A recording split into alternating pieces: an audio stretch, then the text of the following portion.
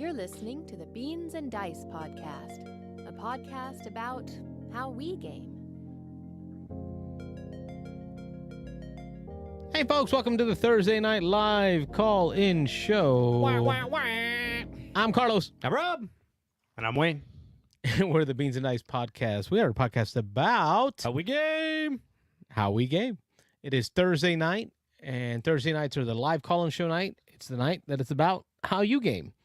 Absolutely. So we get to talk to you about what you've been up to gaming-wise, what you enjoy in this gaming community, and then we get to share. We also share a little bit about what we got going on. And As usual, yeah. this week is the post Dice Tower convention show. So this is today's show is going to be focused a little bit about post Dice Tower, kind of what we did at the con, go through our fun event, and hopefully have you all talk about that as well. Call in and share yours. Yeah. I think we're just going to get right into an open phone line. Oh, no 20-minute wait tonight. No, because no very specific topic. Okay. It's going to be like it would take hours for us to go through the Dice Tower. Oh, yeah. A lot to unpack. Right. So I'm like, we can't unpack that in 20 minutes. Yeah. So I might as well open up the phone lines and see who wants to jump in and participate in that conversation. Speaking of unpacking, Castles of Burgundy. Oh, Unpacking. on the table, right there, right over there. The box you can hardly see, but Yeah, I'll slide it over. That box over there. No, we'll get to it. We'll get to it. But it's here. People know it's under the stack of. Other Now, I'm stuff not there. gonna lie.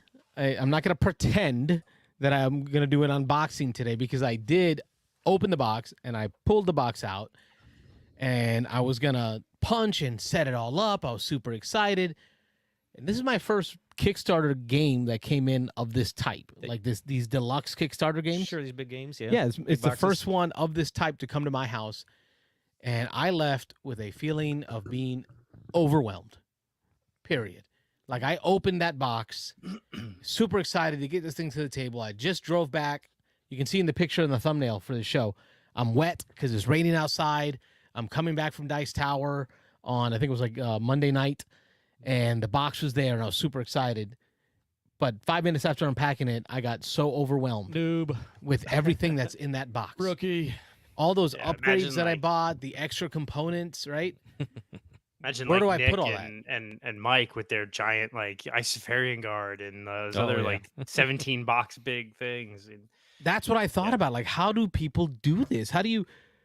Like, I love unpunching games. I love getting my game in, unpunching it, setting it up. Unpunching? Is that Or a thing? punching? Punching. Punching. Yeah. Unpunching. You're putting them all back in there. it's like a meditation on unpunching, punching a game and And then unpunching setting, it. organizing it and then unpunching it. It's usually very cathartic for me. Yeah. Yeah. Like, I usually am super excited about that. But when I opened it up, and I'm like, I don't know where everything's going to go. And I looked around for the Stonemeyer style-esque, Simon style-esque sheet. Insert A into C. The crib sheet that tells No. you, hey, here's where everything goes. Here's where you put this. Tiles go here. Dice go here. Mm-hmm.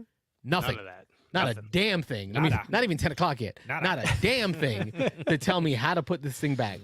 That's No. been And- one of the big and criticisms, yeah. There's probably I think I've watched at least 5 different channels reboxings, and all of them are like, this sucks. Like Yeah. it's not it's basically designed for all the cardboard pieces. Like if you didn't do anything acrylic, you can get all the cardboard pieces in there eventually if you finagle it.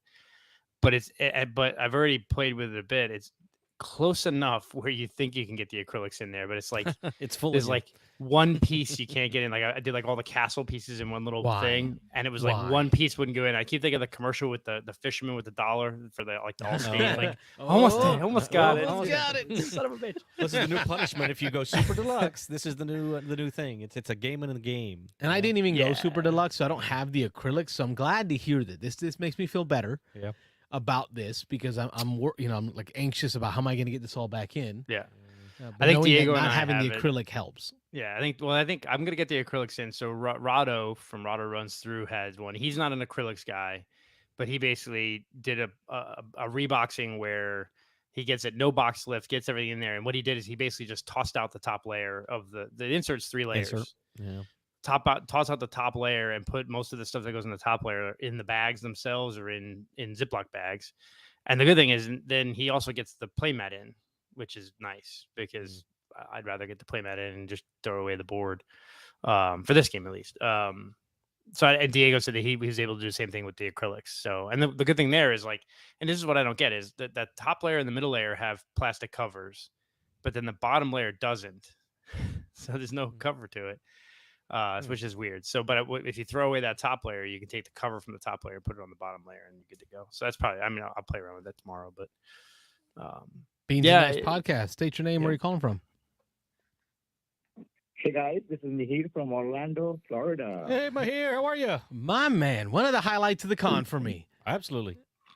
Being able to see our I've been buddy missing your Mahir. voice since a long time. I know, it's been a long time since we've seen you. Lies. Yeah. How was It your, feels like ages ago. hopefully your drive back home was safe, not too far? That long drive from Orlando to Orlando? Yeah, it's actually I was like 5 minutes away from the convention, so my Nice. house was like just 5 minutes away. Nice. That's the way to do it. Just have a house near the convention. Yeah. Home cooking. Yeah, right. Get your sleep in your own bed. Yeah, it must be nice. Yeah, that was the only reason, whole and sole reason I got a house here. All right. Yeah, Dice Tower Con. That's a good That's what I reason. told the That's a good realtor. reason, Yeah. I need to be as Must be close to within Dice 5 Tower Con minutes as of the possible. Creeper Owl. Exactly. Yeah.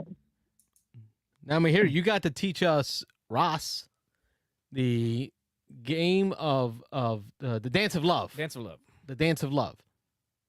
Did I get that right? Yes. Yes, Ras, a dance of love. A Dance of Dance Love. of Love.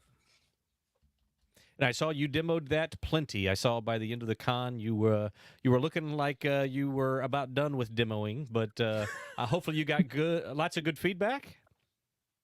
I was done demoing like 2 days after the con started, but then so many people wanted to try and test out the game, and you cannot say no. I mean, I can never deny, so I cannot say no. And you got to like have people try a game, test a game, and give valuable feedback. And I've got nothing but awesome and valuable feedback, and I just hope to keep continuing developing RAS and make it as as good as it can be. Yeah. Well, it's already pretty dang good. We talked about it a lot while we were there. We talked to you about it. We talked to other people about it that we ran into, and like Carlos said, definitely one of the highlights of the con was being able to test out your new game and give you a little bit of feedback on it. But I assume very positive reviews from what you saw. That's all I heard was good things. So yeah, so I was hoping to get some negative feedback so that I can work on the pain points of people, but. I will say but that the Beans and unfortunately- Dice folks provided you some feedback. There was a little bit of negative there. Yeah, I It noticed was- there was some negative. Yeah. It was interesting feedback mean, that he got so- from us. Yeah. So the only negative feedback I got was not gameplay related. It was like kind of like production related or like clarity related, Sure. which would be this is a prototype, but in the final version there will be the rule book will be clearer, the production will be better. This is just prototype. So what I mean is I did not get any like gameplay related negative feedback. So I did get like one negative feedback, but then again that was steaming out of a person forgetting some rules, and so when I highlighted the fact that you could do what he wanted to do, it's like okay, that makes it like much better. Right. When we talked about that was one of the things about the game that we really enjoyed was the positive feelings that even though there was some interaction, that it wasn't really you were doing intentional things to mess up something that somebody else was doing, and we really enjoyed that part of the game that there's some interaction, but it's mostly positive interaction. Yeah, so this is a game of dance, love, it's all positive things, right? Sometimes love can hurt you, but I did not want Yep. I did not want negative feelings, so everything is just positive interaction. Whatever little interaction there is, there's all positive interaction in the game. What was great was Sarah, one of the gamers in our Beans and Dice group, was with us playing, and she talked about the feeling with the drafting, that the way Ross is set up for drafting, it's a positive interaction. You don't have to worry about having something stolen out from under you, because you're selecting your draft from a display, and then the pool of dice are over there, so you're going to be able to grab yours. And then the way you set up the color system so that when you draft, you're drafting from these choices that are from your color of each wheel, prevents that that stealing of drafting, that negative drafting feeling. And it was funny, she mentioned it, and I had never felt that in a game before until later that weekend. I got to play Hadara, another drafting game that had a very similar feel to that, where each player drafted from their own set. So you didn't have to worry about as much about that stealing. So I started to see that in other games. So very interesting time for me to learn it in your game and then begin to see it in other games. Yeah, we worked really hard. If I go and remember the initial design days for us, it was really difficult to come up with this kind of a draft system, which is not overwhelming because there are like 36 dice. So first prima facie was like, how do we narrow the options without narrowing down choices? And those two, Yep. those two things were very difficult. But you see the end product now, right? So I'm happy we could manage something that was not only that hopefully is not overwhelming in the draft choices, because you just have choice of 6 dice, and yet have lots of choices and options and strategies that you can follow. We wanted quick turns, basically. We did not want people to think over it, because this game plays 6, and as you can see, even in your game, I think you guys were like 5 players. It went about pretty quickly. Yeah, especially with the simultaneous selection and then just resolving them.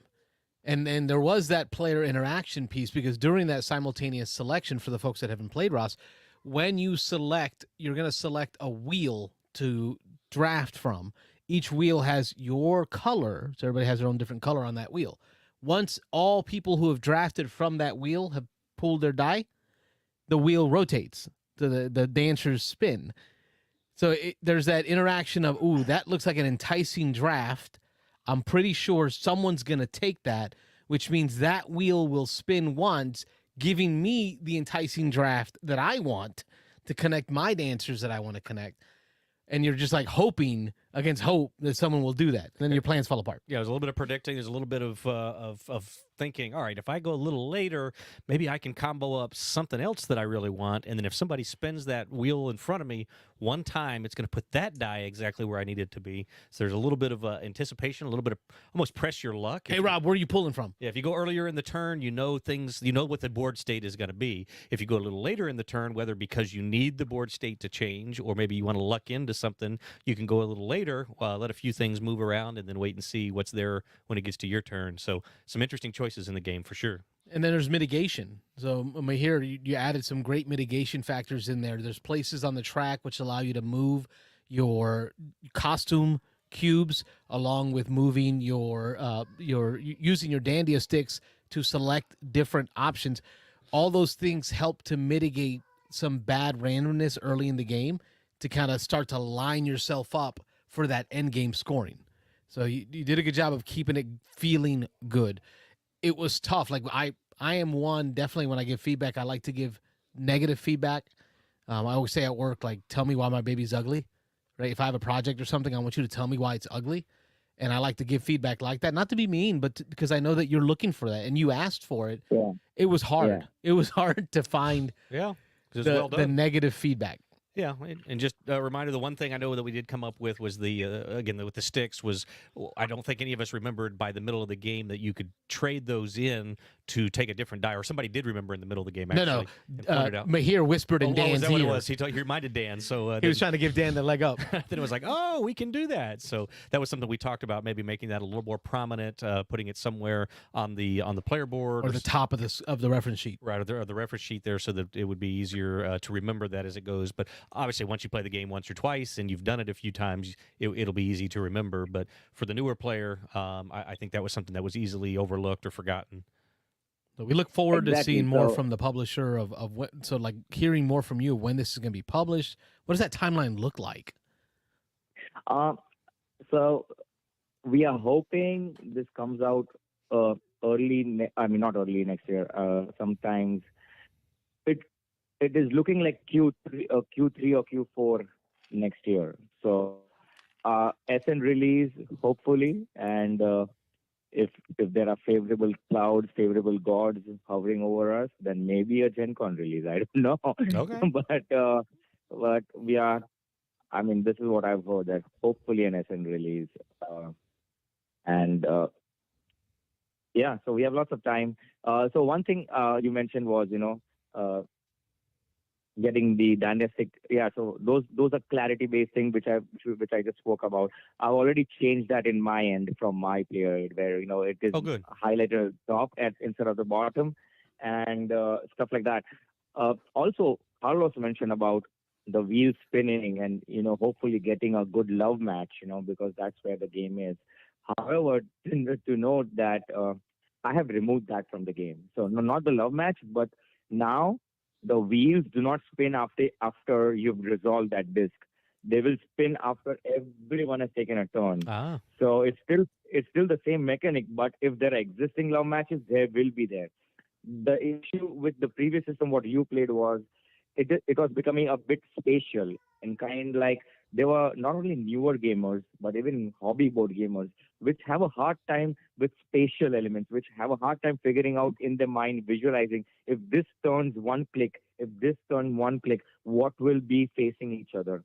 So that was creating a bit of frustrating feeling for people who have that spatially challenging vision, or a spatially challenging element. And I do not want any frustration in this game. It's a game of dance and love. So now That's we right, remove because that. So now that was probably what slowed us down the most in selection of our wheel. Okay. Yeah. Because I'm looking Yeah. at the wheels thinking, okay, if that spins one, then this will be my matches. If that spins one, this will be my new matches. So that did slow me down. So exactly. So now if there's a love match existing on the board, there will be. Nobody can mess that up. So it makes the game quicker. It makes the game even more positive. And because sometimes, because some gamers may not have anticipated that turn and may mess up their love match, and that those gamers may not feel good about it, Sure. So now there is only positivity. If there's a love match, the love match will be there. At the end of and once everyone has taken a turn, this will turn. However, that takes away one kind of a player interaction, that, hey, I can mess up someone's love match. Right. So that takes away negative player interaction, and instead of that, I've added in some new things which are positive player interaction, which hopefully when we meet next, I can show them to you. Yeah. Talking about meeting next, I've just signed up for the game and party convention happening in Jacksonville. Oh, yeah, I So saw don't that know if you guys online. are- Oh yeah, I did see that. Yeah, if you guys are also going to be there, then yeah, it'll be awesome to meet you guys again out there. I'll have to look into it. When do you know the dates on that off the top of your head? It is August 17th to August 20th. So Thursday, Friday, Saturday, Sunday. Okay. And That's it's right around like the corner. the badges. The badges are $50, and the hotel rooms are like $120 a night. Okay. Well, Jacksonville's not too far away, so I mean that's something. I don't know, even if we went just for a day or the weekend or something. We got to invite me here to one of our monthly game days. You're day. not too far away. Yeah, you're only an hour away from Yeah. us. Yeah, if so- we set up a game day, that'd Yeah. be a great day to bring the beans in to play Ross. And I'm sure many of our beans will come over and play.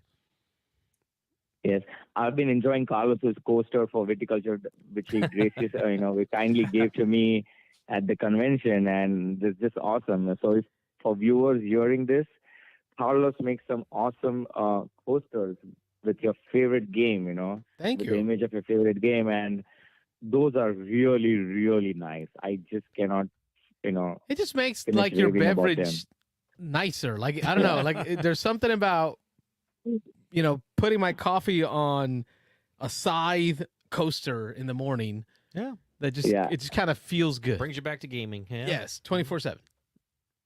Yeah. Yep. So I just wanted to say, but thank you guys. It was awesome. Play, Oh no, before you go, demo I know for you got family and bedtime routines and stuff, but usually when you call in after a con, you give us a game that you identified as a hot game, and we tend to find that you're Yeah. right. Did you find any Yeah. hotness at Dice Tower East this year? So the new to me games that so Expeditions was good. It is good fun engine building. Ooh, he In said it, good. He didn't say great. He said if you good. can- It's very good. Yeah, Expeditions is good fun. if you can get over the terminology, because it has some non-standard terminology, if you can get over it, Mhm. I think that you'll enjoy that game a lot. Yep. It has a huge real estate, which maybe is not used right now. I mean, they are huge tiles, but hoping some expansion, makes the use of those huge tiles to add, more meaning to it. Right. However, that game was fun. But a new to me game, which is not a new game in itself, was the Red Cathedral. I really enjoyed my play of Red Cathedral. I played it for the first time, really enjoyed it. And then there was this game called Nana, which I already played before, Tom, and I did you was hear introducing it to. Tom Vassell called you out for that today on Board Game Smorgasbord? I don't know if you heard him mention your name on there. No, I did not. I have to watch it. What did he say? He mentioned that you were evangelizing that game. He said every time he turned around, you were playing that game and teaching it to somebody else. But Tom was jealous because he hasn't played that game yet. Oh, is that what it was? Okay. What's the name of the game? It's called Nana. It is so awesome. I played it with so many gamers. It comes in a small pack of cards. It's a memory deduction game, and especially with Randy. I mean, I played a lot with Randy Kirby and Ellen Kirby. I mean, they loved it so much. They ordered one from Japan. I mean, they were like, they don't mind the cost. They just ordered one from Japan because yet not in US. So, but that game is awesome.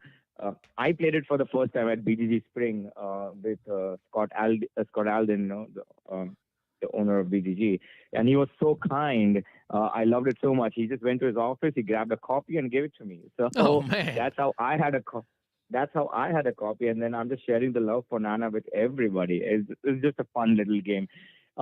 It's good anytime during the day. However, it's best if you play that game at night when your brain cells are dead, because it's a memory deduction game, and that's when the laughters come out. People will be laughing like crazy. So you see the name Trio. Trio is like, the publisher who's getting it to Europe and hopefully US. The game will be called Trio, but otherwise, originally it is called Nana. Okay. Yeah. I was looking at it, because I was like, this doesn't look right. And Rob kept pointing. No, it's the right one. This is the right one. This is the right one. Tom pulled this up. I guess this is kind of like retheme. It's they're bringing it across borders, and so they renamed it and rethemed it, recolored it a little bit. So and there's an avocado. Yeah, that's the same thing Z said. Yeah. He's like, why is there an avocado on the front of every box? Why? They were asking this morning on Dice Tower. They were like, why? Every time you see a little avocado person, they're always cut in half. Why isn't it the whole avocado? Where's the other half? It's dead. Exactly. Where's the other half of that avocado? So anyway. Oh, and I also really enjoyed the World Wonders. Coming out in the US. I didn't get to play that. A lot of people from our game group got to play it, and a lot of people liked it. Did you play that one, Wayne? No, that you like you. That's one of the only hot games I didn't get to play. Yeah, there was a couple of them that I really wanted to play, and that was one of them I didn't make it to. So, but I know a lot of people liked it. They said it was pretty light. But tell us a little bit about it. World Wonders. It is coming out by Arcane Wonders. Arcane Wonders is getting it into US, and this game really looks like a Spiel the Jars material. It ticks all the check boxes for a good Spiel the Jars game. It is very light. It is polynomials. You can Tetris type tiles. You're making your own city. Everything. The rules fit logically. If you need a road next to a building, and you see Tom Vassell playing it, right? So you need roads next to buildings, and you need monuments next to these things, and you need like shrubs. You need your flora and fountain to be overlooked by something and stuff like that. So everything, the rules are so simple, they make logical sense. There's like action drafting and stuff like that, tile drafting through. I love this points. ancients theme that Very I'm seeing simple. here. Like I see, a Colosseum. I see pyramids. I see the Mayan step pyramids. I see the Hanging Gardens. I see the Corinthian harbor. So it's like they're pulling all the wonders, of ancient times and throwing them all into one mishmash game. I like it. Yeah. So it was a fun game. So this is a game you can pull out with anybody, non-hobby board gamers to hobby board gamers, and everybody will enjoy it. And it's really fun. So look, I think this is a Gen Con release by Arcane Wonders, and they only have a limited number of copies. available. So if guys going to Gen Con, if anybody's going to Gen Con, be sure to head over to this booth, Arcane Wonders booth. If you're heading to speaking Gen about Con Arcane Wonders, and you can buy an extra copy and bring it to Florida, let me know. Yeah, we're gonna. I'll be glad to pay for that copy. I mean, I really love what Arcane Wonders does, honestly. Or if you look at the portfolio, all of the games are so unique, They have some unique element like Picture Perfect. Yes, it's so unique. You're taking pictures with your cell phone, and there's a game around it. And then the new Mother of Frankenstein, something, it has a 3D escape room. You're building a 3D puzzle escape room as you go. It is phenomenal. What little I saw of that, I think that is going to take the escape room genre to the next level, the Mother of Frankenstein. And then what I heard, that is just like one volume. I'm so excited about that game too. So I don't know. I generally love what Arcane Wonders put out. So for me, Arcane Wonders. Aquatica, right? Like that's Arcane Wonders. Aquatica. I think so. Yeah. Furnace. That's another. I mean, you can just keep naming some great looking titles, great components. Great components, different games.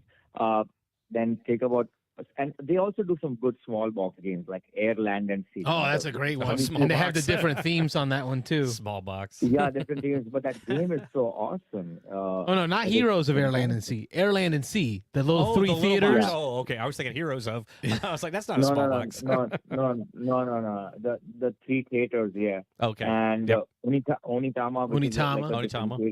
Great game. You're right. They got a great catalog. Yeah.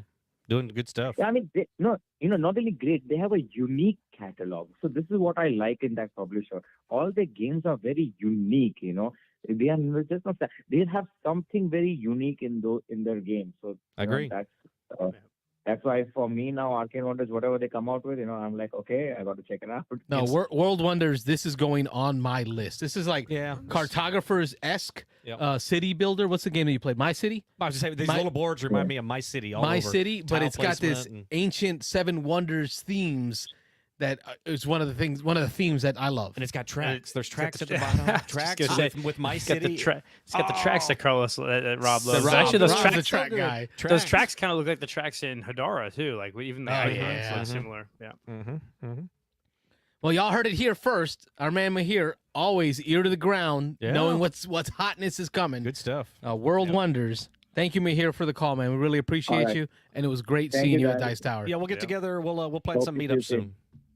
All right. Hope to see you soon. Thank you. Bye. Thanks, Mahir. Bye. Always good to hear from Mahir. That's awesome.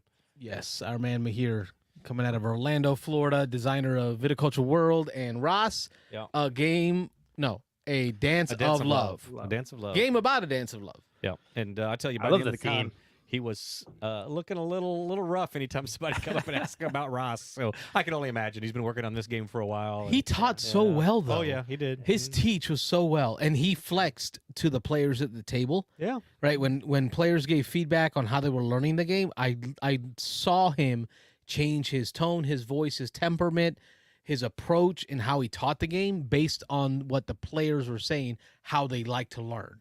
Yeah. So I mean, Mahir is a gem. He's a good guy, smart guy. Yeah, really smart. And I mean, I know a lot of smart guys, but they don't have that social skill set to be able to flex. Yeah, he's got it all. He's got the whole package. So Mahir, shout out to you, man. Appreciate you calling the show and being a friend of the show. I did give him a viticulture not world. Coaster. Not world. You got to make a viticulture world. But now I got to make a Vidi World one for him. There you go. That's gonna be next. Cool. Nice. Vidi World. Phone lines are back open, folks. 813-618-7099. Call in. Tell us what you've been up to, especially our peeps who were at Dice Tower. Anybody who was at Dice Tower, we'd love to hear what your highlights of the con were. Yeah. Mahir wasn't the only designer that we got to play with at Dice Tower. Talk about unreleased games, so we'll move to one of the cool moments of the con. What did you and Wayne get to play, Rob? I don't know what Wayne. Imperial great Miners. segue, Wayne. Rob is not with us. Ignacy. There you go. No, I was right over his head. There. Right over Rob's Ignacy. head. Yeah. That was a game I was looking for to play beforehand, also. But I'll let you lead off. Go ahead, Wayne. No, it was cool. Yeah, we got a full 4-player game. Rob, Dan, myself, and Will. With Ignacy Trevicek from Portal Games. He got to teach us his new game, Imperial Miners, which is a game Designed by, oh my god, you have to Thomas, pull it. something Thomas. Hang on. Yeah, I'm he's done a working on bunch it. of good games. Yeah, you're pulling it up. So it's in the Imperial universe, right? But it's a new game that's not necessarily tied to any of the previous games. It was kind of cool here in, first of all, good I'm sorry, teach. Tim Armstrong. Tim Armstrong. I was way off. Yeah, Thomas. He's got a good group of games to his resume as well. Let's take a peek. Let me share my Yeah. screen, and we'll go through the conversation about Imperial Miners. Yes, this is his first time in the Imperial universe. So the Imperial universe is traditionally Ignacy. He's done Imperial Settlers. He's done 51st State. Seems like there's one more game in the universe that I'm maybe missing. Well, 51st State, the universe of 51st State Right. is for It's based off of Nexus Ops. Not Nexus Ops. I know what you're talking. Yes, it's the hexagonal war game. Everybody attacks everybody. Yes. Yeah, that one. Anyway. Yeah. Why am I so bad? Moloch, Rise of Moloch. all Yeah, that the in Rise there. of Moloch, all those, that world. Yeah, that world. Whatever the base game was. All right, let's look at Tim Armstrong. What's his portfolio here? Tim Armstrong. Arcana Rising. Arcana Rising, And Orbis, Kaiju Crush, Kaiju Crush. Bad Orbis, Maps, yeah. Orbis. Couple of games in there, yeah. Some of the top ones on his list. Yeah. This title came, and this was cool. I think the coolest part was playing with Ignacy, getting to hear some of the production stories about it. So the design that Tim Armstrong brought to him, and the theme that was already in it, Yeah. being completely different than where they ended up. I mentioned it was an underwater diving theme. It was diving down to the depths of the water, and then they changed it up. They're like, hey, let's bring this into the Imperial universe. We'll put dwarves in here. We'll make it miners, and they're diving down into the ground, into the mines. So it was really kind of a cool twist on it. But I know Nazi said they just loved the idea. They loved the mechanics, and they were like, we can put a different theme on this, bring this into one of our popular IPs already, and make it. Yeah, Ignacy said, I love this. Let's make it Imperial, Yep. and I'm in. Yep, there you go. That was cool. They brought it on. Yeah, it plays really quick. I mean, the Yep. four of us, I mean, 5 minutes definitely- each. I was like you know, quicker and lighter than I was expecting for sure. Yeah, real quick, 5 minutes each and right into it. So, Beans and Dice Podcast. State your name. Where are you calling from? This is Ron from Atlanta. Hey, Ron from Atlanta. How are you? My man. Aside from having vertigo, I guess things are going okay. Oh, how's that going for you? I saw you posted in the in the chats there that you weren't doing so good. Yeah. So I am managing better, but I don't know how long I'm going to have this. We'll see. Yeah. I think, Rob, you've dealt with this too before, haven't you? Yeah, I posted up on the Discord that It was pretty debilitating I've had it when twice. you went through it. Yeah, first time was no joke. I mean, it was like it was horrible, and I couldn't even sit up a couple of mornings. I couldn't hardly get out of bed. Just First thing I had to do when I heard about it was activate the prayer warriors, and I called Oh. Wifey. I was like, Wifey, you need to put Ron on your list because this is gonna suck. yeah, it's no fun. Yeah, I appreciate that. I'm actually managing pretty well. I got on medication to deal with it. Saw my doctor today, and they gave me a plan of action. So hopefully this will help me clear it up. Good. But Monday really sucked. Like that. Yeah. And thank goodness this did not happen to me on Sunday because I drove home from Orlando on Sunday. Mm-hmm. Like, it could have been, it could have been bad. So I'm at home. So I actually been working from home, which has been nice, but I can't drive, so I feel that sucks. Yeah. Well, it's not it is inadvisable for me to drive. Yeah. You never know. But I'm actually holding up pretty well. I've been able to play some solo games. Actually, I mentioned one in the chat, and I also I learned the Rolling Realms this evening and messed around with that solo. So that's a nifty little game. But Dice Tower East. Yes. So I wanted to talk about 3 games. One was my favorite game of the con. Second game would be my most disappointing game, and the third one would be my surprise.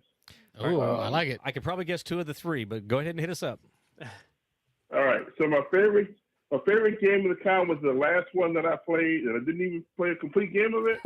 That was War of the card game. It was good, wasn't it?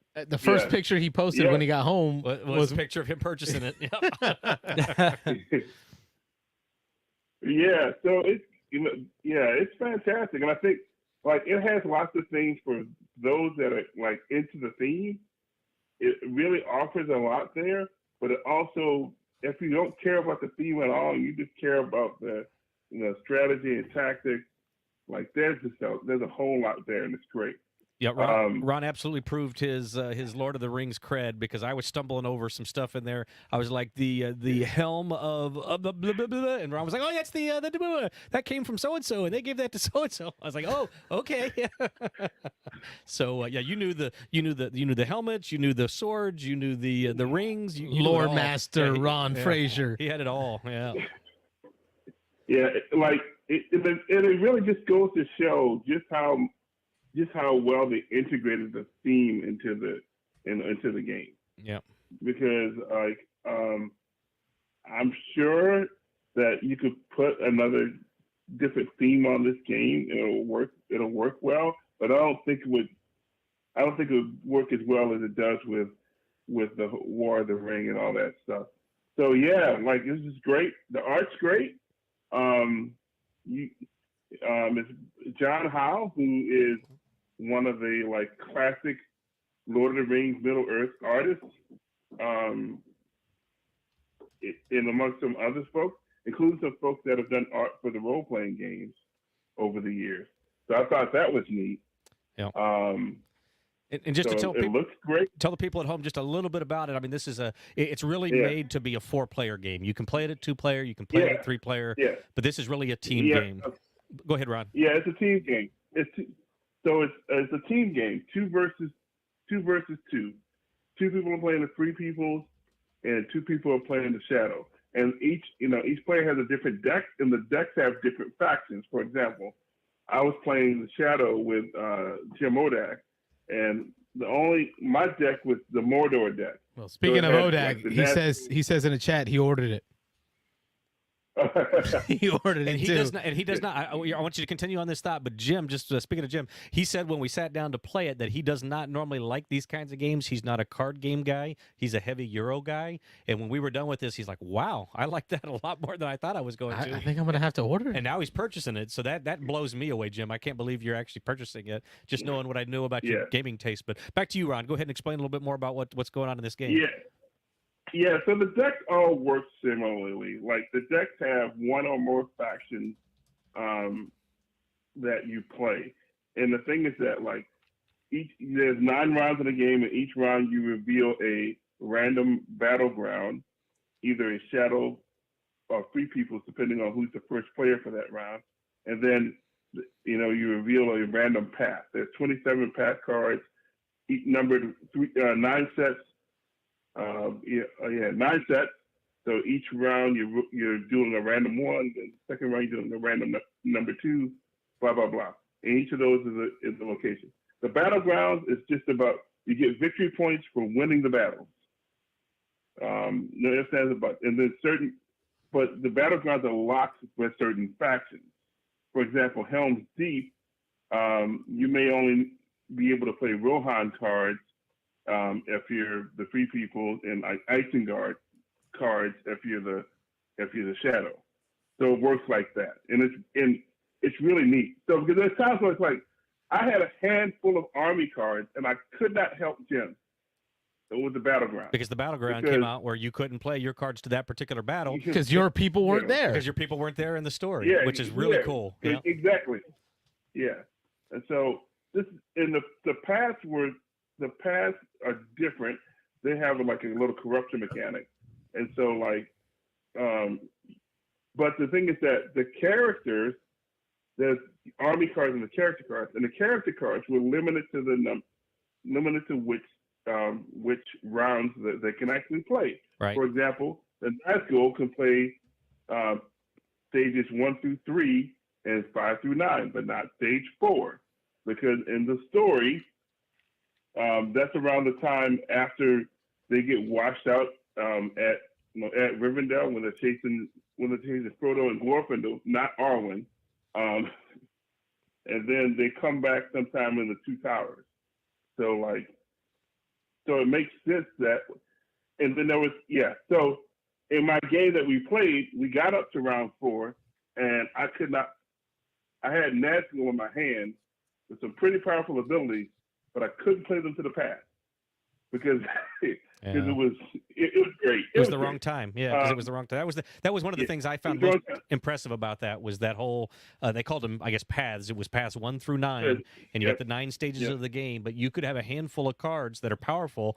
But if it wasn't that, I'll relate it to the movies. I've read the books, but I'm not nearly into the lore as you are. But just relating it to the movies, that wasn't the point in the movie where that character came in. So I had it in my hand and I couldn't play it. And so that's another one of the cool things about the game is every time you play a card out onto the board or into your reserve area, you have to discard a card into, they call it cycle it, into a discard pile. Yeah. If you go through your whole deck, you will then pick up your discard pile, like most deck builders, and shuffle it and go through it again. So sometimes you're getting those cards that may not be effective until later in the story, and you're having to discard those. But then if you're doing that and you want to see those later in the game, even though we only played halfway through, but if you want to see those again, you're going to need to start milling your deck, going through more and more cards, making a nice big discard pile so that you can then eventually shuffle that back in and start over, and then maybe start seeing some of those cards again. So really cool mechanic there. So the question I have, you guys got halfway through the game. How long did half the game take? Well, we were learning from scratch. Yeah, learning from scratch. Yeah. Answer the question, Robert. It was about an hour. Answer the damn question. Maybe an hour and a half. Yeah, it's not bad. So a full game, 3 hours, right? Yeah. Okay. Yeah, not 3 bad. hours. That's pretty good actually. Like I was thinking it was gonna be longer than that even. And the thing is that all of us were learning the game. So so I imagine that future plays would. You could get this down to maybe 2.5 hours, maybe. Yeah. Which for this type of game, I'm totally into. So I guess the biggest question is how often are you going to get 2 versus 2, or is this going to be a 2-player game more often than a 4-player game? Well, that's to be determined, but I don't. Yeah. But for me, I think with War of the Rings, a board game. Every time I sit down and play it, for me, it's a memorable experience. And so, this game seems like it's going to get close to that.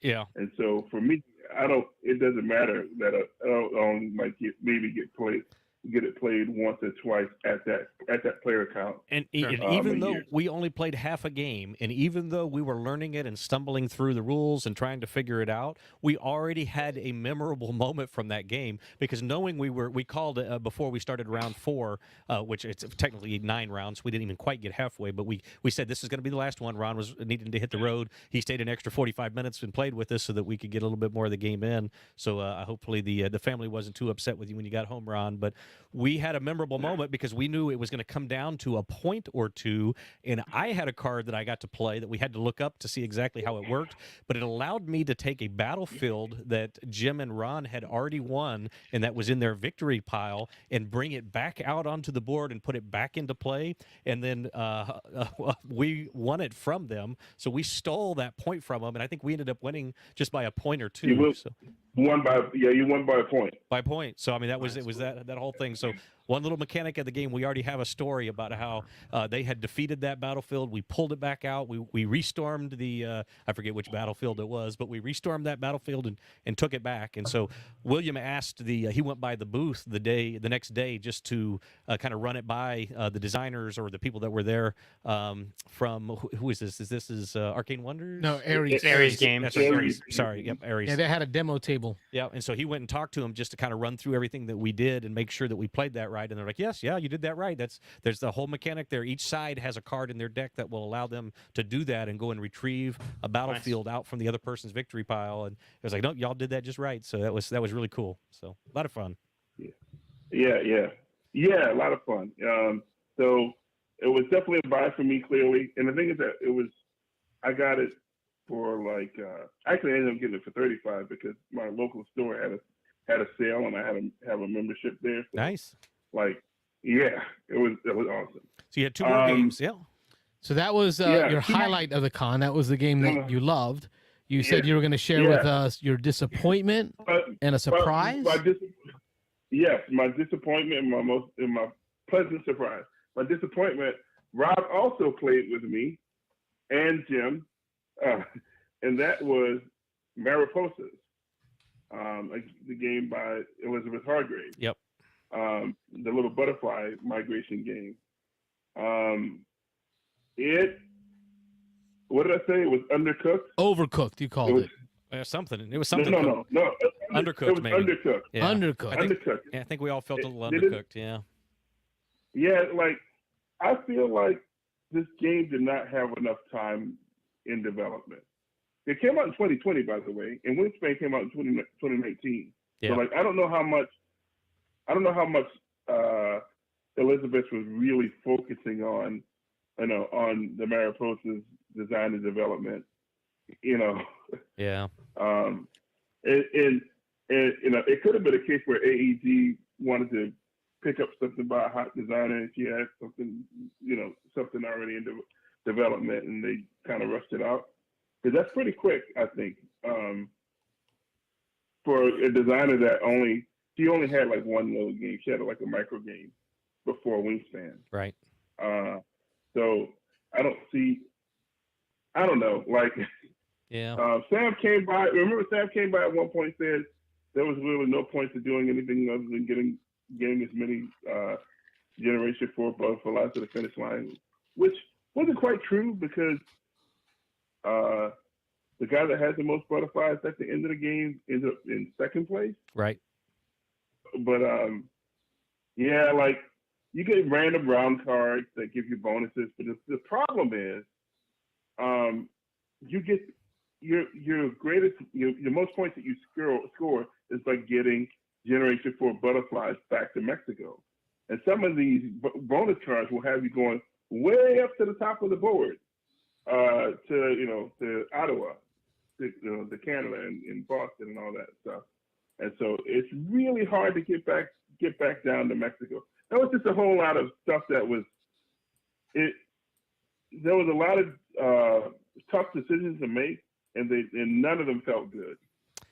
Right, and some of the mechanics seemed a little backwards to me. I mentioned that there's these round scoring, so you got 3 rounds of the game, and again, the big thing that people told us is that again, you got to get those generations. You start with generation 1s, you're breeding them, they turn into 2s, 2s turn into 3s, 3s turn into 4s, and so it quickly became apparent that you kind of want to move some of your 1s maybe halfway up the board, have them breed, turn into 2s, maybe have your 1s continue going up the board to kind of gobble up some of those points up north, but your 4s can never go more than maybe halfway up the board. As soon as you breed those 4s, they need to be making a sprint back to Mexico just to get back down. But putting that aside, I was going to talk about the round scoring. So there's 3 rounds in the game, and the game ends at the 3rd round. You're going to basically just score the butterflies that made it back to Mexico, and then there is a scoring card, but the 3 end of round scoring cards got decreasingly valued, and so it felt to me like that should be the opposite. Is if I'm not going to do that race and try to get all my 4-point butterflies back down,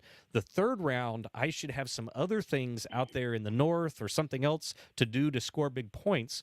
But the game clearly points you into, no, you don't want to do that. You might want to sprint up early in the game because the earlier ones have the bigger points for going further north, but then it's devalued late in the game. And so it felt like I ended up pulling out the win.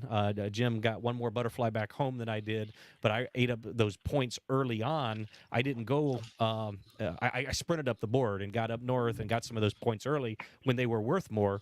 And I don't know if any of us knew that because the cards start face down for each round and you flip them either mid-round or at the end of the round, depending on if you get all the butterflies off.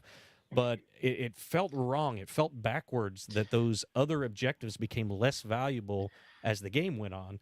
So I guess my point is the game, it was very apparent just from one play what the path to victory was. It was like there's really kind of almost only one way to win this. And again, that's not necessarily true. Sam came by mid-game and told us, she's like, oh, yeah, every time I played this, whoever gets the most butterflies home always wins. And it was close. Jim and I were really close to each other. But I had one less home. But again, I went for some early points that gave me the win. But so I wonder if there's something, because I know, Elizabeth has in her games, at least, Wingspan and this, and she does like a lot of research. And it's like, I wonder if there's something about Thematic?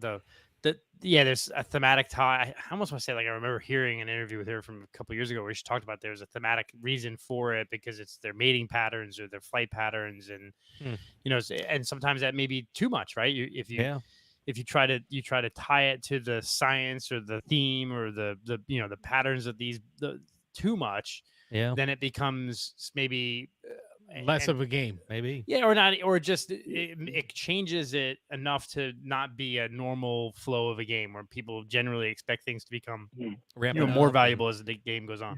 Yeah. Right. It might be more thematic, but it may become less fun.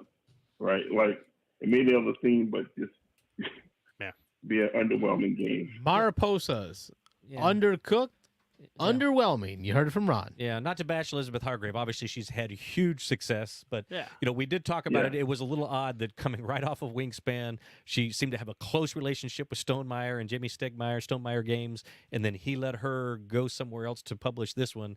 It was like, well, maybe he knew something. Maybe there was something about this. I don't know, but anyway, so yeah, it's a fine game. It's a family weight game, I would say.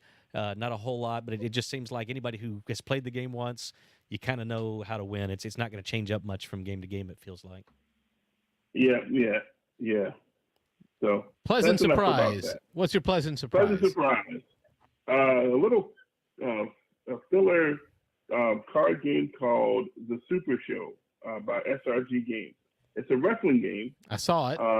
I watched somebody demo it. Yeah, Thursday night, I was leaving after being on the show, and there's guys in the corner that were running the game, and I looked over there, and they asked me to come sit down, and quite frankly, I looked at it and I'm like, I don't know about this, but they promised me it could be 10 minutes, so I'm not sure. So I sat down, and I absolutely loved it. The way the game works is that it's, typically you're playing head to head, but there's rules for tag teams and all the other stuff that you can do in wrestling. You have a deck of 30 cards. Your wrestlers have 6 different stats, and each round you're rolling a die, and that die side correlates to the stat. And so you compare the stats. Whoever has the higher stat gets to go that turn to the draw card, and they can play either a lead, follow up, or finisher card.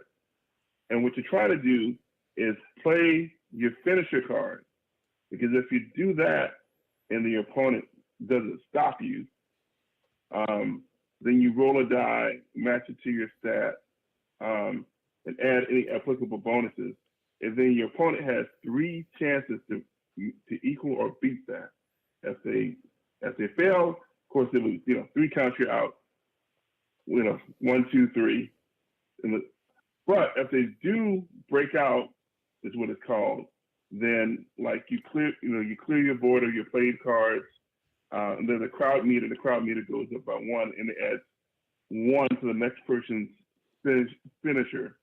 So it plays quickly. It's light. If you're into the theme at least a little bit, it's fun to play. And I immediately went up and picked up a couple of packs, so that basically has 6 wrestlers in them, because the decks are easily customizable. So like, you can change out the finishers and have a different deck, have a different wrestler. You can even customize it to the point where like each card has a number 1 through 30, and you can go and buy individual cards. The only rule is that you have to have cards numbered 1 through 30 in your deck. And so there's a community around this. This game's been out for 8 years, and like there's this community, like I was gonna say the hobby is just so big. Yeah, the all of the photos on BGG, there's like barely any photos of the actual game. It's just all photos of people having a blast playing the game. It's just really- Cosplayed up, looking like they're at a wrestling match. Yes, there are leagues in state leagues and region leagues, and they have tournaments and stuff at conventions and whatnot. So yeah, so there's a community. Like, it's crazy, but it's fun. I only intended to pick it up just to play casually. It's a nice filler game. It does play in 10 minutes, so. And I kind of like, I was at least a casual wrestling fan, so. There's Ron's So pleasant yeah, that surprise. was my pleasant surprise. Yeah. Sign It's me up. real I to wanna, me. I know. I It's want to play real that to game. me. I want to play, man. I used to love. I mean, I haven't watched wrestling consistently in years, but I mean, high school, college, early 20s, big time. I wouldn't mind giving this a go. Well, thank you, Ron. Thanks for sharing your Dice Tower experience. Hopefully, others will do the same on tonight's show. It was great seeing you. Great seeing you this weekend. As always, yeah. Likewise, guys. I hope to get down there sooner rather than later. We look forward to it. Yeah, let us know anytime you're going to be in town. We'll get together for sure. Yep. Rest up, heal. We'll keep you in our prayers. Will do. Thank you. Thanks for calling, Ron. Guys, Good night. All right, take care. Definitely good seeing Ron. Yeah, always good to see Ron down there. Yeah. Over there for us, I guess. Over there for us, down there for him. Anyway, Down there. down there. Down there. We were talking Dice Miners. Imperial We Miners. were talking about some of the Imperial Miners, yeah. uh, Dice Miners a different game. You own that one too. No, William owns William that owns that. one. Sorry, William William owns owns that that. one. Yeah. There you go. Yeah. We were starting to talk a little bit about what the game was like. Your play with Ignacy. I got to watch. I Yeah. sat and watched. It was quick. Yeah. Yeah, Quick. four of us were done in 30 minutes, 40 minutes. Yeah, it was quicker and lighter than I thought. Being Yeah. in the Imperial universe, I just assumed that there'd be some tableau building, and I guess there is technically some tableau building. You're laying out your mine. The cool thing is, and that I screwed up halfway through the game, so I cheated, but and I still lost. I was in last place and cheated. But anyway, you play a card to the bottom of one of your or somewhere in your tunnel, and then you start from that card, which I was just starting from the bottom every time. But you start from that card and then kind of work your way up, and then as you put these cards down, you can kind of set up these branches, and so you can kind of, if you can get the right combination of cards in the right order built into your mine, into your tunnels, as you go from the bottom levels up to the top each time, you can start comboing some things. You can get one of this type of thing and trade it in for something else, and then at the top row, you've got, I think it was 4 choices that are always available. It allows you to trade in some things for some points, or trade in some things for some bumps on a track, and then it had these, was it 3 separate tracks? It was I think 3 different tracks, and there was some variability there where you could play different Two-sided? combinations. Yeah, it's 2 sides. You could do different combos of tracks. Yeah, and so you can get bumps on those tracks, and those bumps allow you to get special abilities. And then if you hit the top of a track, you get a nice big bonus, and then you get to start over again at the bottom of another track. So you kind of move across. So it had some neat mechanics. It was definitely lighter. I'll say, like Wayne said, we played probably 30, 45 minutes at the most, 4-player game, and that was a learning game. I mean, once you know this game, you can knock it out probably in 30 minutes. And a lot of simultaneous action. Everybody's kind of drawing cards and then choosing which card to play at the same time, and then everybody on their own activates their things. There's some obviously some trust. You're not paying attention to what other people are doing. Definitely multiplayer solo. And that's kind of what I asked Ignacy about while I was watching. I'm asking Ignacy, where's the player interaction? And Ignacy says, there is none. Yeah, I don't think there was a, Literally, he just said, there is none. None. Yeah.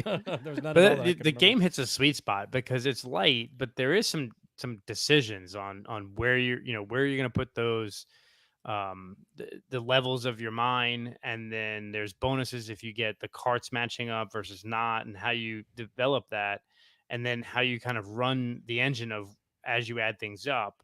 So it's light, right? I agree with Rob. It's very light, but there's enough decision there for gamers to be like, all right, and then I'm done in 30 minutes. Oh, great. That's like a filler game that, like, if you have a couple of groups in a game night that are gaming and one group finishes early, they could crank out one of those, game of this while they wait for the other group to finish before you kind of rejigger your game groups. Or at a game day, it's one that you can just kind of leave out.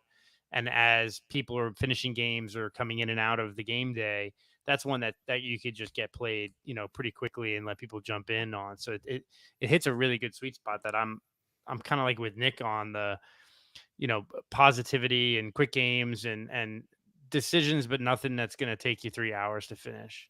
I think this is a good reset game too. I'd say if you're playing some heavier games and you want to get something into Palate cleanser. Palate cleanser. Yeah. This is a good one. This is there's a lot of Wayne mentioned there are some meaty decisions to some extent, but there's a lot of fairly easy decisions, and you're just doing the thing and running the engine, so it's fun. Right. Yeah. Speaking of palate cleansers, on the line, our man Nick from Wesley Speaking Chapel. of Nick, hey Nick. Hey, how's it going? Good. Hey, happy Thursday, guys. Happy Thursday. We're Happy talking Thursday. Imperial Miners and our experience at Dice Tower. What do you got? Yeah, no, that's great. I actually am kicking myself. I kept hearing how quick it was with Ignacy there teaching it and sending groups through the game. I kept meaning to sit down and play. One time, I came to find out after I could have played. It was when Sam played, Yep. and there were only 2 other players, and then he was there himself, and it looked like he was taking the 4th spot. And I was walking by and kind of did the like, oh man, I'm missing a chance. And Sam told me after the fact, dude, we were like just sitting down. You could have joined, because I Whoa. thought that you guys were like in the game and going. And that's the one with Eric Summer was playing too, I think, right? Yes. Yes, Yeah. that's what it was. It was Sam and Eric. Yep. Yes. Oh, So man. the one time Nick decides to act like an introvert. Missed opportunity.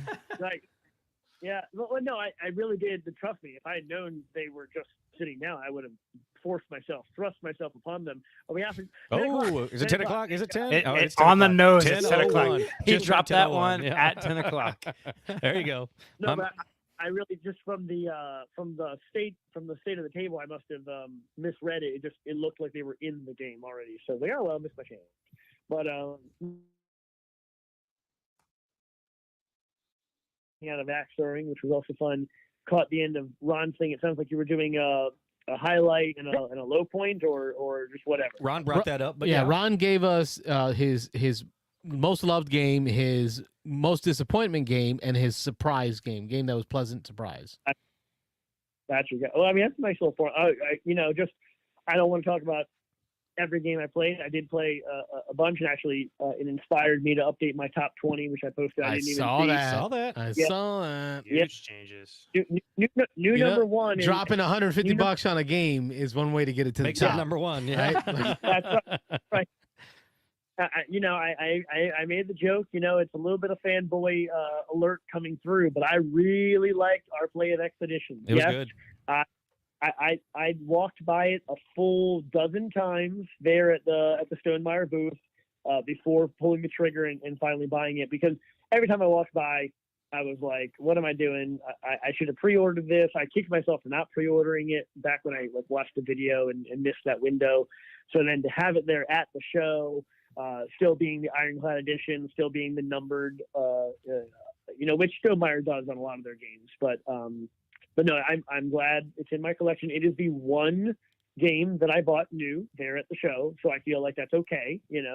Last year I was definitely filled up my trunk with like 25 flea market games or something. So that being, I had one virtual flea market purchase from Dan, which honestly we were supposed to exchange before the show, even because I see Dan once or twice a month anyways. But it just so happened we didn't actually sync up for the game exchange. So I did get 1846. Yes. Thank glory, hallelujah. Wayne and Rob will be so excited to play that in person. Yep. So I got that from the virtual flea market, and then Joyce had actually backed the game Wild Realms, which was there in the vendor area. Really, really cool art. It's a tableau building game where you're playing down animals of certain types. This was the into one that four had the whole booth, realms. like the whole company was there, right? Yep. I saw that. Yeah, and they were demoing the game. It looks somewhat medium weight with some take that and some neat kind of a really nice art and a neat little theme. I don't think it's going to be my new favorite game, but I did walk away with that because kudos to them. Do want to shout out to these guys. The Game Found, so they went through Game Found, not Kickstarter, but whatever. The Game Found backers don't have their games yet, and the company apparently did send out an update to the backers with a poll asking if it would be okay if they made games available at the con in advance of the backers getting their copy, and everyone said that would be okay. They understand. But then the company did say, if you are a backer who comes to the con, come get your game. We'll look you up in the system, we'll mark you as delivered, and voila. And so I walked up there. I like it. I walked up there just to say, hey, my wife says that she really appreciates the updates and she is excited to get her game. And they were like, oh, she's a backer? Well, let's look her and you'll walk away with her game right now. So that was kind of cool. That Nice. was I didn't expect to walk away with that one, but yeah. Apparently, just Stonemeyer did not do that because Nope. James Odak comments in the chat right now. Yep. I'm so frustrated. Yep. I have to wait for my pre-order of Expeditions to ship That's pretty. when That's I could have pretty bought common, it though. at DTE. That's pretty common though. Yep, I mean, yep. like, Yeah, go ahead. Kind of Nick. like intercepting the shipment, though. I know it's going to That's add a pretty lot cool. of work to the company. It's going to add a Yeah. lot of work to intercept the shipment. But man, that makes you feel good as a customer, doesn't it? To be able to say, hey, there's a copy on your table. I pre-ordered and you haven't shipped. Let me go Can ahead and I grab just have that Let me one? grab that one. And them saying yes. Yeah. No, I mean, yeah, I think Wild Realms did it right, and I apologize to Jim. So Jim, sorry again. I feel bad. I just walked up to the booth and bought it, and yeah, it's kind of funny. Like I said, I regretted not pre-ordering it. Where now, because I didn't pre-order it, I already played it and have it. So Smart move. kind of, Yeah, that's pretty rare though. I mean, think about it. But- There's a few cons where the games are there for pre-sale, and the number of people who end up buying copies before, say, the backers get it is usually pretty small. sure, yeah.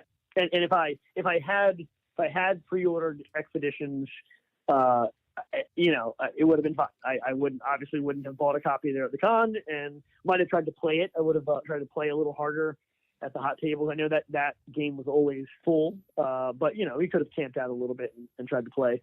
But as it is, I was able to solve the problem by buying it. But real quick about the game, I had a blast. Rob got to play, great. Then Sam and Ryan. So it was a fun game. We didn't start until 11 p.m.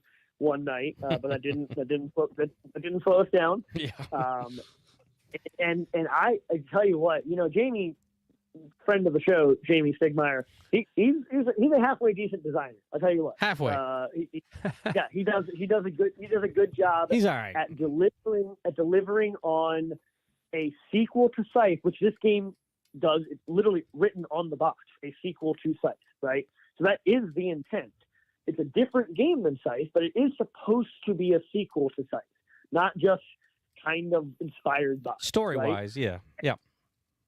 Story-wise, but then I tell you, I think it does a great job at reproducing the experience and the feeling of a couple of things I love about Scythe, Yeah. but in a different way and with a different game, with a different rule set.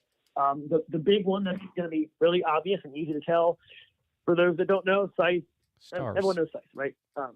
Good enough. But one of the mainstays of Scythe is you have to change the action every turn. When it's your turn, there's basically 4 things you can ever do in the game, 4 actions to select from.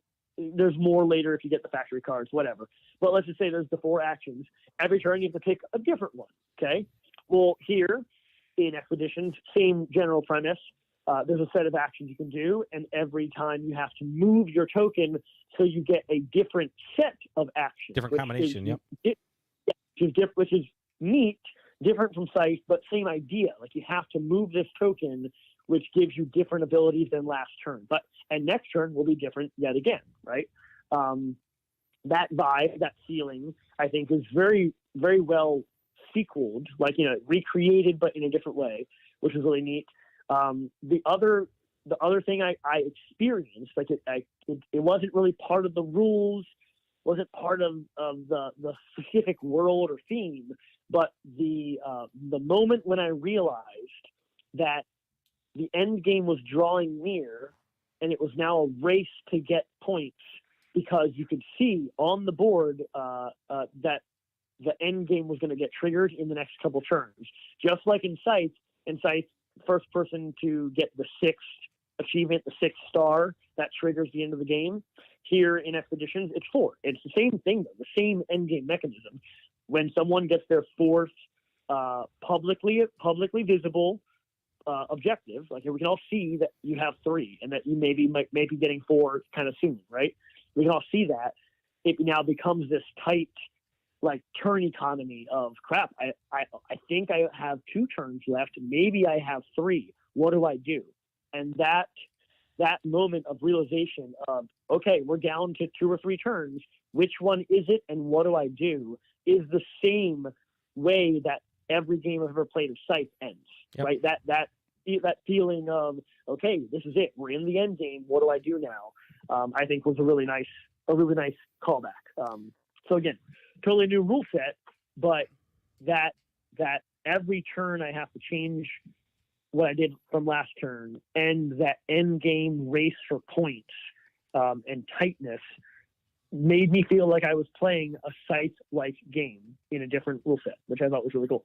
So, Nice. Yeah. There you go. It was good. Rob, what do you think?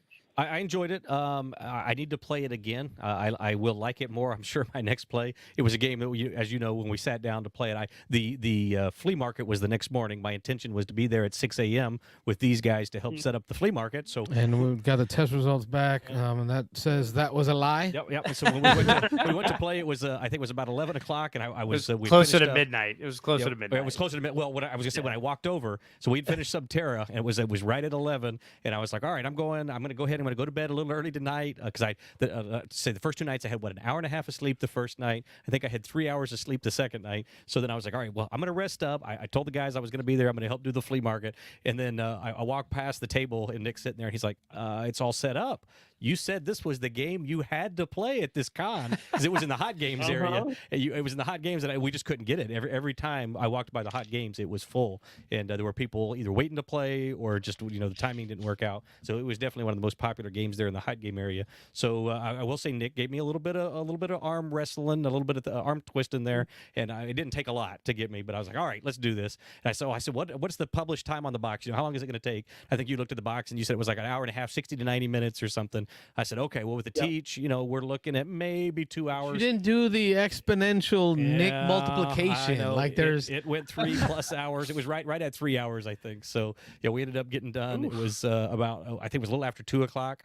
So it was a long play, and I told Sam was sitting across from me, and I told her with about 30, 45 minutes to go, I was like, you know what, I'm just going to try to end this thing as quick as I can. I'm just going to play cards as quick as I can. I need this to end because I need to go to bed. And then by the time we were done, I realized walking back to the room, I was looking at maybe 2.5 hours of sleep, and so I have a choice right now. I either stay up all night and I'll be a zombie, but I'll make the flea market, or I just say, screw it. Unfortunately, I'm just going to sleep in, and so it ended up being my sleep in. So I apologize. My intention was to be there for flea market, but stuff happened. So Stonemaier happens. Yeah, Stonemaier happened. Exactly. So I enjoyed the game. I will enjoy it more when I don't have that pressure and it's not 3 o'clock in the morning.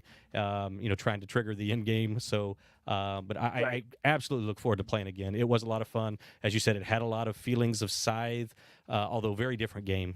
Very different. All right, Nick, you got us with your game of the con. Yep. And hit us up real quick. Name the games.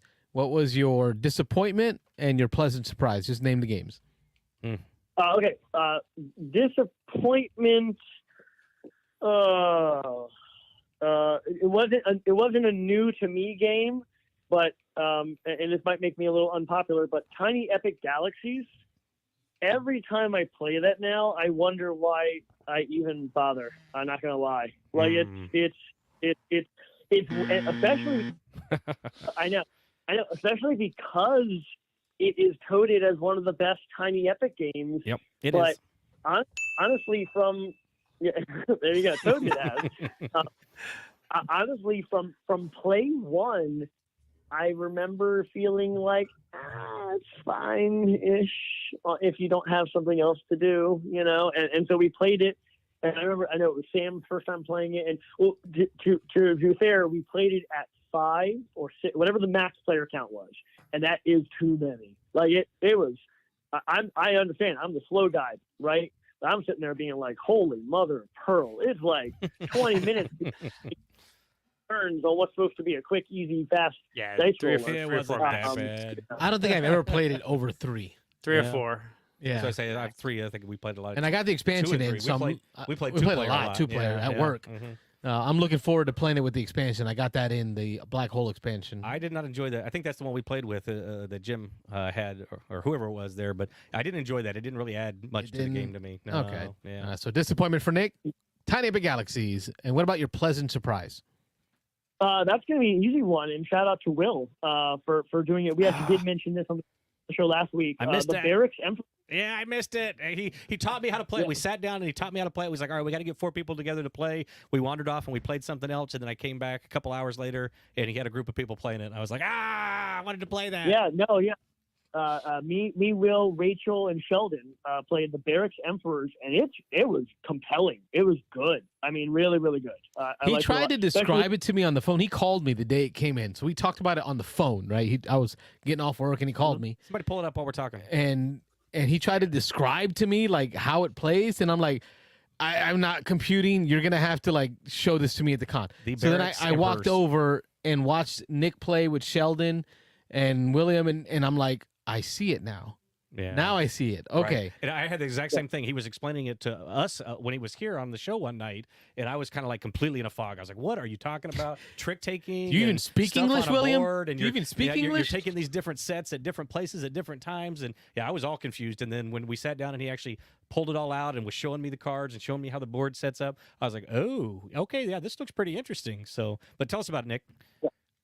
No, it's great. So it is trick taking, but that's a almost purposely misleading way of saying it, because you don't play cards around one trick at a time like normal. You have 13 generals out on the board, each of which can and will be surrounded by 4 cards.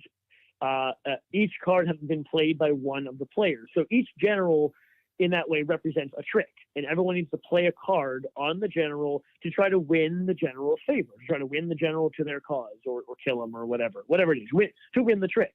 But the trick is that all 13 generals are on the board at one time, and you can play to this general over here, and then on Rob's turn, he plays to a different general entirely, and on Carlos' turn, he plays to a different general, and on Wayne's turn, he plays on the general that I played on. But we're each playing in our spots for each. So each of us has a reserved north, east, west, and south spot that we have to play. That guarantees that each general gets 4 cards, 1 from each player, right?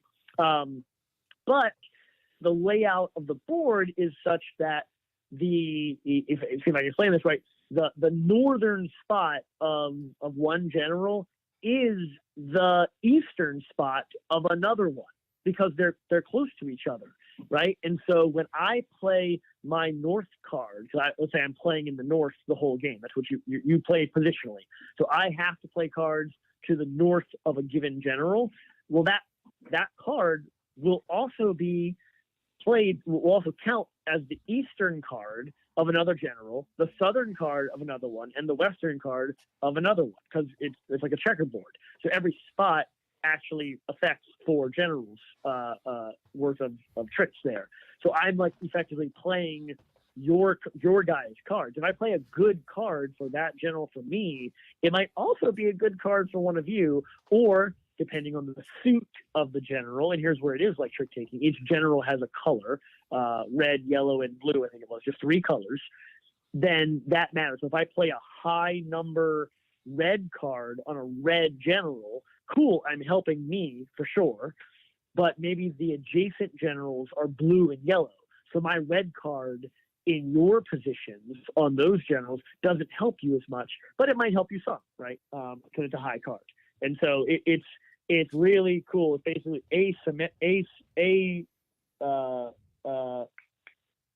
asynchronous trick taking, where we're playing cards on different tricks at different times, and then there's that muddying of my card isn't really my card because it's only my card for one of the generals. It's your card for some of the other ones. So it got me kind of thinking of an open face trick taking game, right? Because everything's up front and open, but also kind of like a smash up feel where you're fighting for different points, like different locations on the map. Yeah. But it looked very interesting. I just grabbed Caesar off of Carlos's shelf behind me here. It reminds me a little bit of Palamori, Caesar, a Seize Rome in 20 minutes, that when you're playing these chits, they have different powers on different sides, and so you're choosing to put them out, and in one zone it's going to give you a certain amount of power that may help you win this one, but it may be weak on the other side, so you're kind of opening yourself up for a counterattack on the other every side. play applies to multiple zones. Yeah, so gives me that feeling. And just as a quick aside, I grabbed this box off of his shelf and I rolled it over and I heard all the pieces rolling around. My first instinct, of course, was, oh my God, what did I do? And then I was like, oh crap, this is a Carlos game. It's all loose in there. It don't matter. Shake it around. Anyway, go ahead. Just real quick, because I know I'm taking up a lot of time, but I'll just name the titles.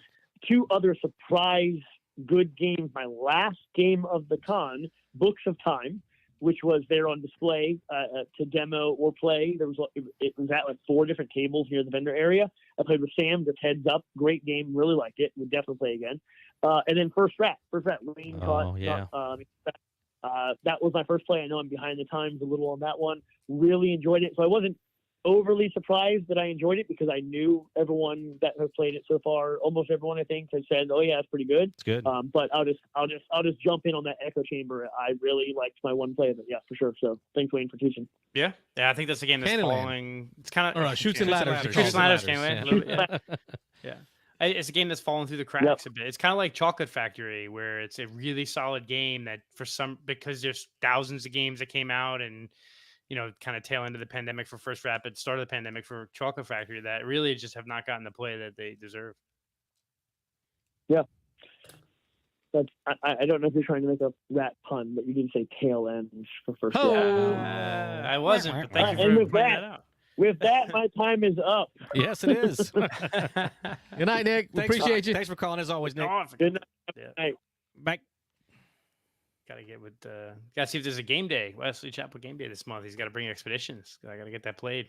That was the other game I could never get. It was the Monuments and the Expeditions. Couldn't get it played. So. Yep. All right, so let's go around. Let's talk about some of our experiences at the con. I liked what Ron did there. The highlight, the low light, and the pleasant surprise. If we want to whittle it down to that. Yeah, that's. I want to say for me, pleasant surprise is going to be a repeat. So I'll start off with that one because that's going to be, I think, the Lord of the Rings game, the card game. That was a game that I wasn't expecting a whole lot out of. I knew it was a head-to-head card battler. Again, not my favorite kind of thing.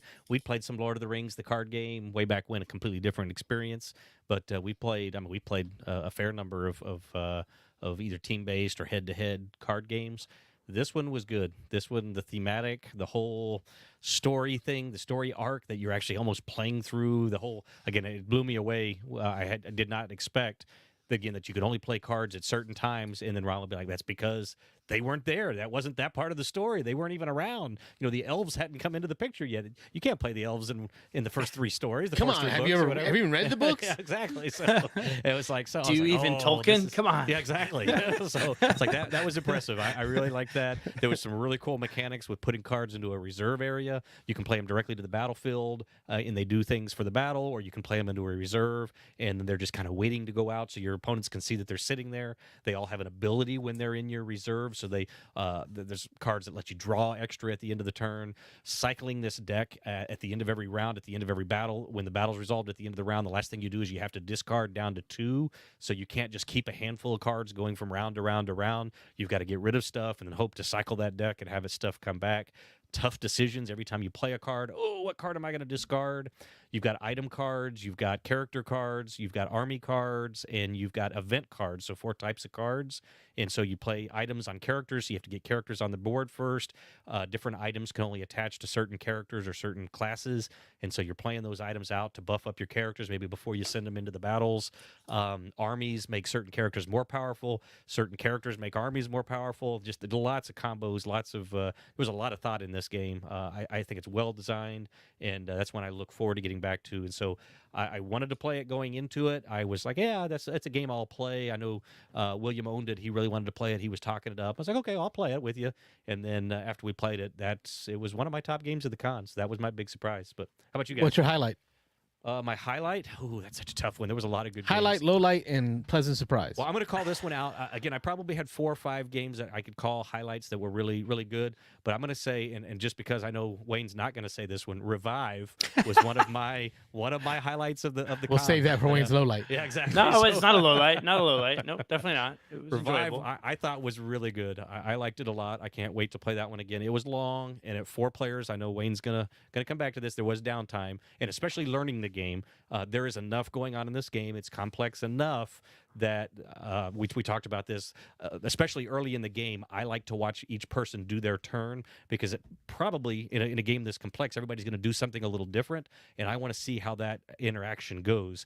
Wayne was not so much interested in that. He wanted to get his turn done and get them moving along. So he Get got my a little turn done frustrated. and then wait 10 minutes for my turn to come back Yeah, around. exactly, with the 15 minutes. downtime.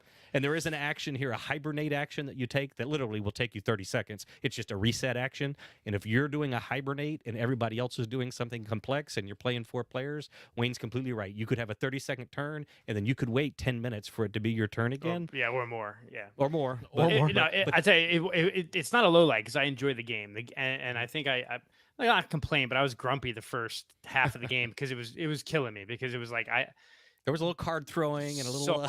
yeah. Well, I said this. I when I'm learning a game, I learn different than Rob. I don't want to watch everyone else's turn and learn 50 million ways of doing something. I immediately zero in on a strategy that I think might work, and I'm just going to go for it. And so my first play is just, here's what I think I can do well, or based on what I drafted or my leader or what I've done. And I'm just going to do that. And I'm not going to care what everyone else is doing because I'm just going to do this because I want to learn. And so it would get to my turn and I would literally have a 30-second turn every time, even the more complex turns. I'm done. Right. And then it would boom and then boom. And then 15 minutes later, it's back to me. Okay, I'm done. And so the first 4 or 5 turns, I could see him crossing his arms. He Yeah. plays his cards, Yeah. knowing Wayne, crosses his arms, kind of Yeah. leans back a little bit. There was some mumbling in between turns. It around the front. was rough, 'cause it kills me, man. Yeah. But it got faster, right? So the second half of the game, as people figured out what they were doing and people narrowed into their strategy, it got a lot faster. And so it is one of those games, and it's not unfortunate, but it's very common now with these cute, like Paleo Americans and Revive and Arc Nova and whatever, where it's like there's just so much going on and 15 million different tracks and ways to score and whatever, that it's a slog to get through that first play or the first couple of plays until you really kind of get the hang of it, and then it gets faster. And that's it does drive me a bit crazy. I hate downtime in games, and that's why I have loved a lot of the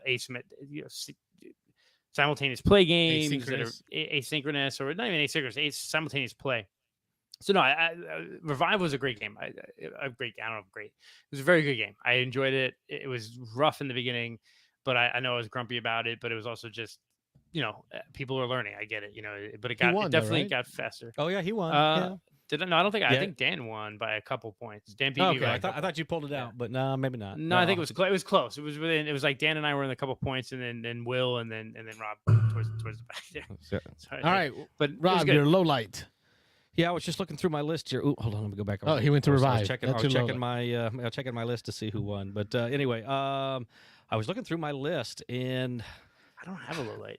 it's hard. I'm going to say my low light, which really wasn't a low light. It was a disappointment for me, and it was a game that didn't completely win me over. And but Kristen, don't hate me, but Trailblazers was a Kickstarter game that she had bought through your turn, and actually I and Dan were playing about a month ago when she came by and picked it up from him. And it's a game that comes in a little hard case. It's an Trailblazers, the John Murr whatever experience is like that. Is that what that's called? It's an outdoor. Let me see. I've got it here. It just says Trailblazers. But it's an outdoor themed game. It's got like a canoeing thing and a hiking trail, and it's basically a puzzle game. You're drafting these little long, skinny mini cards, and you're playing them into your tableau. And as you build, you've got you've got a canoe trail, so there's a water trails, and then you've got hiking trails, and then I forget what the third one is. There's 3 different types of trails. And you're putting them out, and you're kind of puzzling this thing together. I was horrible at it. I got completely destroyed. I played the game wrong. I had no idea what I was getting into. I think I was more disappointed in my play of it than anything else. But really just going through the list of what 30-something games I played, there wasn't really much that I didn't like. I mean, I think I liked Trailblazers. I would definitely play it again, but it was one that I wasn't super impressed by, I guess. So, Beans and Dice Podcast. State your name. Where are you calling from? Hey guys, it's Aaron calling from Columbus. Hey, Aaron. How are you? I'm good, guys. I'll keep it quick tonight because I do want to hear the rest of your highs and lows and surprises from the con. Sure. And since I wasn't there, I don't have a lot to contribute there. But I did get a chance tonight to play. My copy still hasn't arrived. I think it's coming this weekend. But did get a chance to play the new collector's edition of Castles of Burgundy, and Nice. was super impressed. I've still been thinking about it since I got home from game night tonight. So just thought I'd call in and touch base on that real quick. It's on the table. It's on our table. It looks like, yeah, have you guys opened it up yet? Got into it? We started the show talking a little bit about it. I opened it up to get into it, and all I got was anxiety. So I put it back in the box. Yeah, some of those games, the big ones, are getting to be a chore to organize and just figure out, right? Right. Let's just dump it on the table right now. Yeah, Just go dump for it. it. Just go for it. Oh. Do it. Yeah, mine's currently splayed I- out across my entire gaming table. Trying to organize it into what it should be. Yeah. Yeah. Talk to us about the Yeah, play of the special edition. I don't think you played the regular. I think, if I'm right, we talked before. Yeah, that's right. We talked briefly. I think it might have been last week that I felt good enough backing it without the collector's edition without playing it, and we played it at the full player count 4. No. One of us had played the original previously, but for the most part, it was pretty much all of us were kind of new to the game, or at least hadn't played in a while. So it was really good, really good. I should say I definitely want to play it more, but I could see this being a top 10, 15 game all time for me. Yep. Yeah, there's a lot to kind of wrap your head around, but what you're doing on your turn, it's just those 2 actions with the dice. So your turns feel like they're going quick, and it's fun when you can kind of combo or spin. Turn those 2 dice into 4 actions. Things start comboing. Yeah, if you can take those 2 so- dice and turn them into 4 actions, you walk away feeling like a champ. Or just those, and it's these moments of the game that are like, you're building to something, and then when you turn that 2 dice into 4 actions, and it completes a section that then gets you, a section of 4 that then gets you 20 points, but that also meant you're the first one to complete that color, so you're getting another 7 points, and it's really, really good. I think it's right at the kind of perfect weight for me as far as the type of games I'm looking to play. At 4, it felt a little long, but first play, I'll give that a little bit of the, it was a teach and setup and stuff. So I think that would get better. But I think at 3 players, the game would be just absolutely perfect. So definitely want to get it played some more. Looking forward to getting my copy in. I'm kicking myself a little bit because I don't know if I missed it or just didn't think I needed it, but I don't think I have the acrylic tokens. I got the tiles, but I didn't get the acrylic tokens. So I'm going to have to go back in and see about ordering those after the fact. Well, I would say but didn't get the 3D. If you're newish to the game, from what I've heard, the cardboard's probably better because the cardboard on the back has the explanations of what they do. Yeah. From what I understand, the acrylic does not. So I think he's talking about the tokens versus the tiles. Oh, Am I okay. right, Aaron? Yeah, Like the Oh, yeah. worker Yeah, tokens? so Gotcha. I did get the tiles. Okay. But Yeah, I didn't get the acrylic tokens, which are like the workers, The those, workers, the the scoring region tiles. bonuses. Yeah, there's a few extra. And I think the tiles. So coins came I'm as kind of a money. In my quick unboxing, I think I have the anxiety, panic coin. attack, put it back, I saw metal in there somewhere. Yeah. Yeah.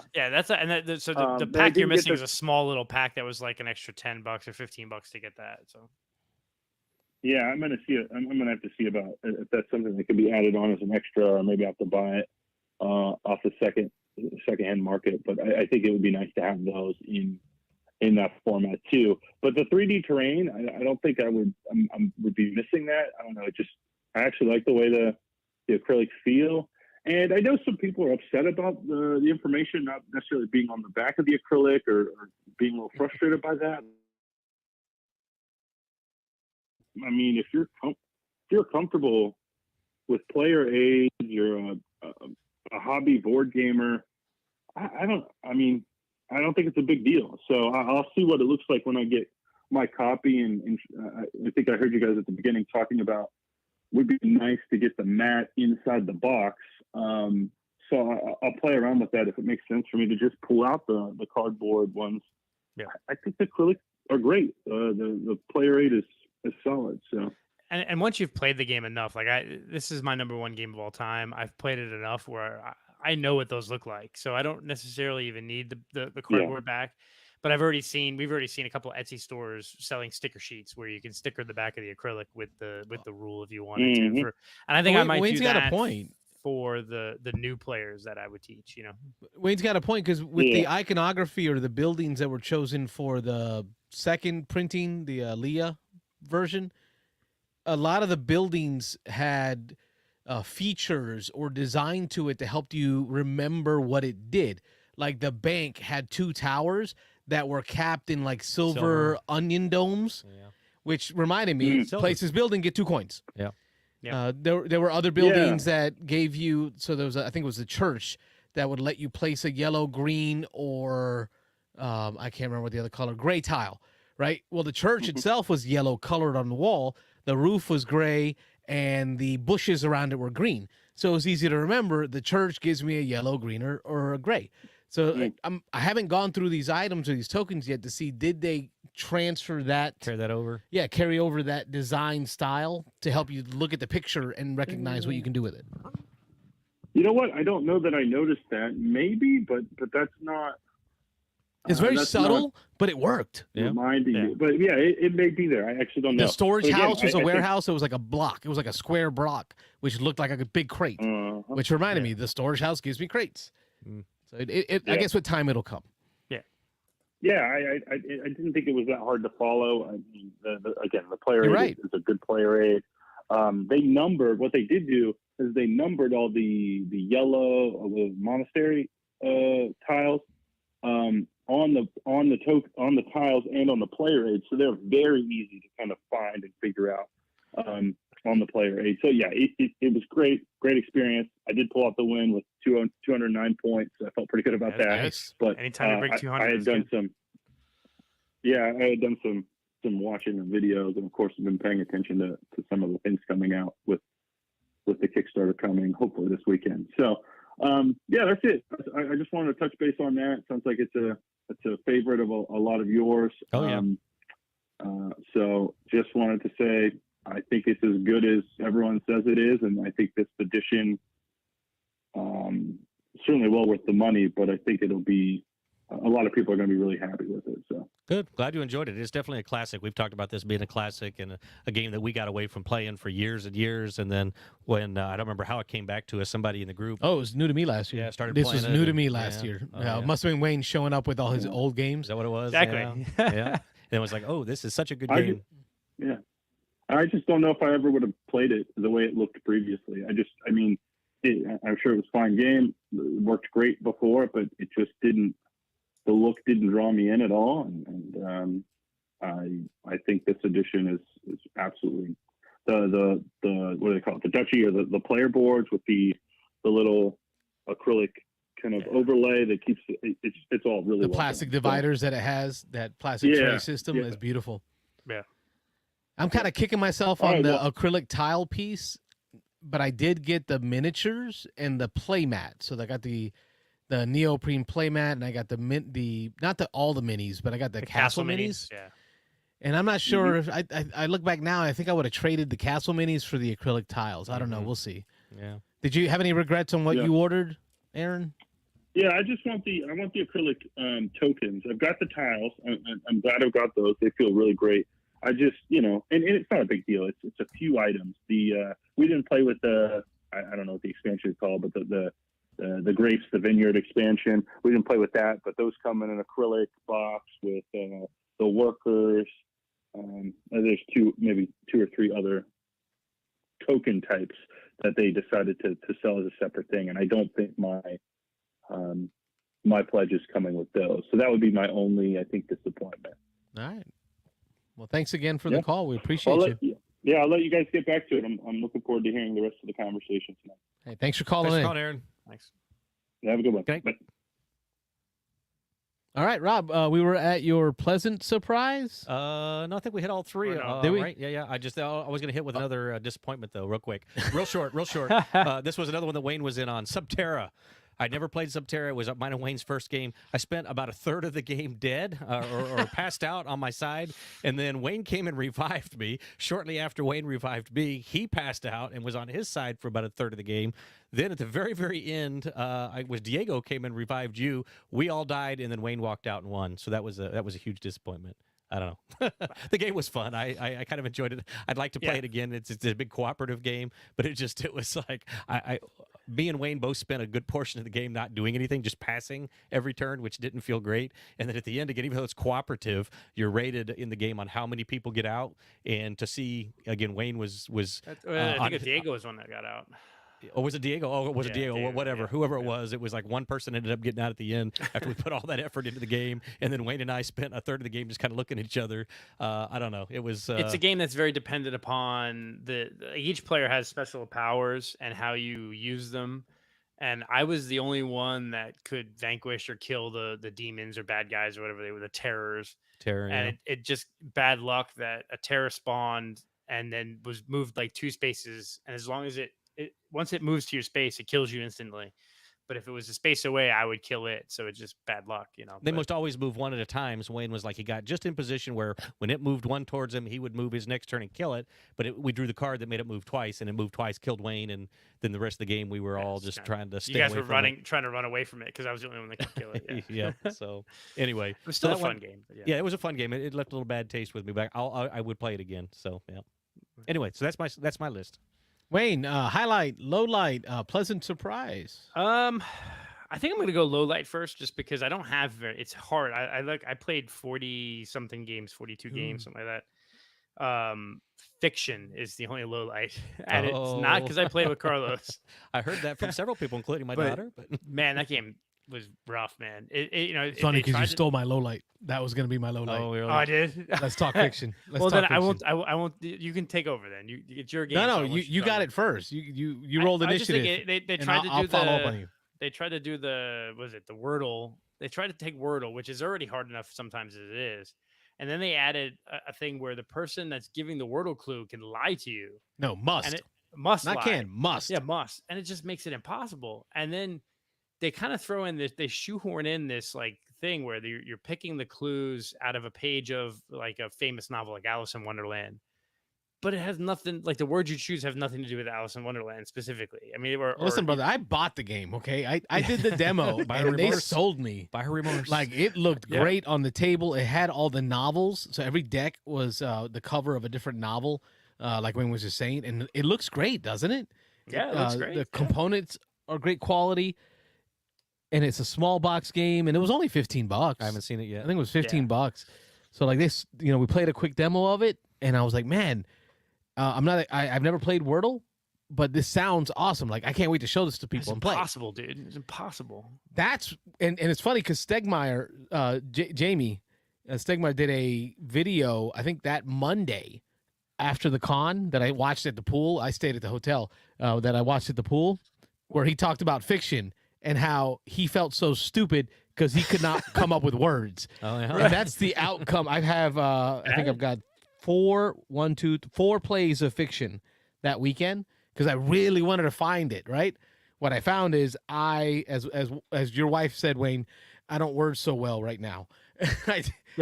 I could not come up with 5-letter words to save my life. And my wife's English theater, like coming up, like that's improv. Like she's normally fantastic at games like that, and she was just like, "That sucked." She was not so much. No, that sucked, but she was like, "I just couldn't think of anything. It's bad." Yeah, I think we all said straight that up sucked. What's interesting is like we played it. I got a free game at the flea market. So the guy at the booth next to us gave me a word game called Crosswords, which we played at the bar like with my wife and kid, and my son rocked it. It's this game where you have like it's like a tic-tac-toe board, and there's like word clues, like starts with an A, and then you go down where it crosses with, and it's a vacation spot. You got to write the thing, and you're supposed to be like have cool like combinations. Like one of them was a weapon and the name of an author, and you got to try to come up with a way to. So I used a butcher knife. So Jim Butcher writes the Dresden Files, and a knife is a weapon. So butcher knife, right? So it was kind of He's so clever. Yeah, that was like my best one. Trust me. I would guess you'd pull up the best one. Yeah, yeah, of course, right? But that's a fun word game, right? That like you can do, and that fiction was tough, man. It was rough. I did not. I mean, like. I so wanted to like it. I try it. You guys have talked about it so much. I busted out Letter Jam. Yeah. Because I was like, you know what? There's got to be a word game I like. So I busted out Letter Jam. I ended up buying Codenames Duet. Oh, I want to try that one. Codenames Duet. I think the cooperative version. Two-player, yeah. Which it's not only 2-player. You can play it in teams. It's just cooperative teams. Yeah, you can play it in teams. Yeah. It because of this game Fiction, it got me so triggered onto this whole, I want to find a fun word game. Like not Scrabble word game. One that you're good at. I'm on that hunt. But yes, Fiction, it was my low light as well. A lot of it because of the disappointment. Well, I'll bring crosswords and we'll give that a shot because I think that's fun. We can have the kids at the bar. Yeah. Babies and bars. Good idea. I have actually, I think I'm going to like two kind of surprises. I think one, the Great Split. That was the last game of the con. Yep. And I knew I had heard about the game and it looked kind of cool, but it looked a little like just dry, a little bland because it's cubes and tracks. What are you talking about? Shut your mouth. It's got that just black and white Great Gatsby aesthetic, right? Right. And so I heard the game, heard it was good, and then we played it, and we played it with 7 players at the end of a con. We've all played 5 days straight of gaming, 40 games each. So you think the brain is fried, but man, 7 of us got the game done in 35 minutes, and it was awesome. Like it was just quick and fast. This whole I split you choose mechanism, and then you're moving up the tracks. And then the next day it's on sale on Amazon Prime Day for $20. So boop, insta buy, did that. And if it wasn't for the fact that there's so many insta buys in the group, in our group, I would have considered buying it as well. But I'm like, Wayne's got it. So I told Carlos, I was looking at it, and then like 3 people said they were buying it. I was like, okay, I'll play it. Yeah, of course. I'll play somebody else's copy. I'll buy Codenames Duet. Yeah. The other big surprise, and I don't know if it was a surprise because I kind of was interested in playing it, but Woodcraft.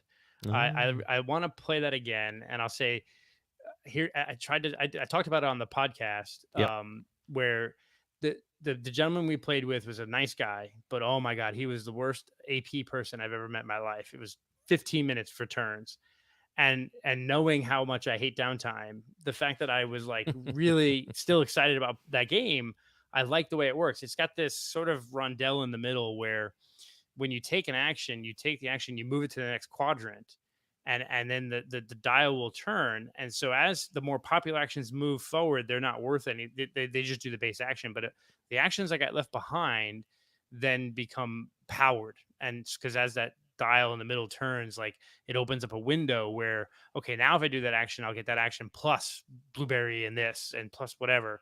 And then you're kind of building, a tableau in front of you of workers, and you're building like wood projects and then moving up scoring tracks. It was fun. It was a fun game. It was a nice theming, so it kind of had a little bit of everything there. So I was surprised at how good I thought Woodcraft was. I had heard some things about it from, I guess, some Dice Tower people or some people from other podcasts, but I enjoyed that. So Mitchell had said that on the podcast we were talking, that was a miss for him. So it was interesting a miss that you for him, liked it, and he didn't really like it at all. Yeah. We'll see. I mean, I didn't like it enough to go buy it, but I definitely want to play it. I would play it again. I think that's what it. So. And then, Carlos, as far as the highlight of the con, I know you and I messaged separately about this, so I'm going to bring it up. Is my highlight of the con is not a game. And I think I want to bring up a couple points about what I love about sort of the Beans and Dice community and just the gaming community in general. Is there were 2 instances of the con that kind of like heartened you to like humanity a little bit. Right. And so the first one was at the flea market. Tom, they have to turn that room over pretty quickly. And so they had 20 minutes at the end of the flea market before they had to get it turned over back to gaming, and so to open up the dealer room. And we know that Dan and the Your Turn folks, they had 4 tables and probably 500 or 600 games that they were selling, more or maybe. It was insane. It was insane. It was a Penske truck pulling a trailer. Yeah. I think it was a Pulling a trailer, Penske truck pulling a trailer. Yeah.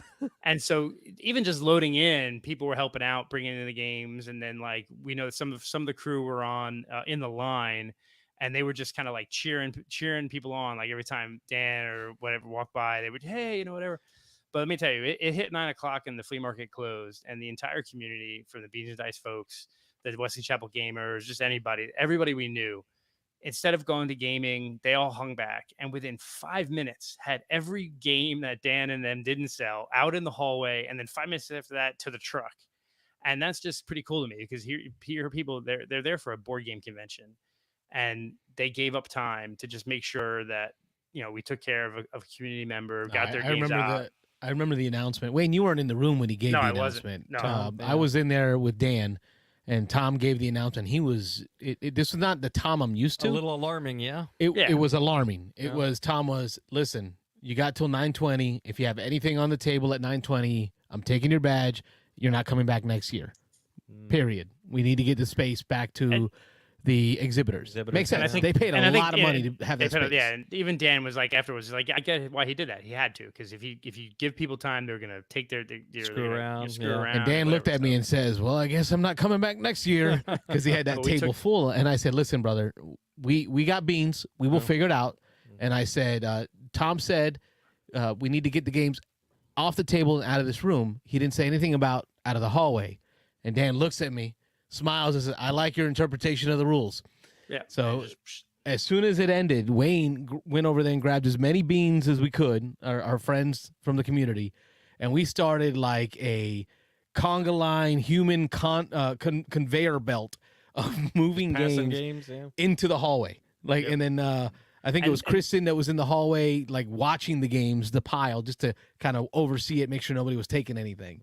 And it didn't even stop there, because once we got in the hallway, people could have then just left in game, but no, they started carrying out to the car too. I mean, Will made multiple trips, Jim made trips, I made like a trip or two. Like, everyone was helpful, so I love that. And, I get it. I was playing Expeditions till 3 a.m. I missed it, so my bad. Anyway, no, but you would have helped out too, though. You were there, of course I would have. Yeah. The other highlight is it's a low light, but it's also a highlight. Is so Sunday afternoon. My wife had come up later with my son, and they were gonna leave early. They're like, "Hey, we're gonna let you game. You can game all day Sunday. We're gonna leave early." And I had just got to the dealer room, and I got a frantic phone call from my wife that her car was billowing smoke and something was crazy wrong. They were like 5 minutes out of the convention center. So I literally dropped everything, ran out the convention center to go meet her. I just quick texted a few of the folks there saying, "Hey, don't look for me. Game, something's going on with my wife's car. I got to take care of it." So I got to her car, and it was just billowing white smoke out the back. Got it to a Pep Boys, and because it was the closest dealer thing.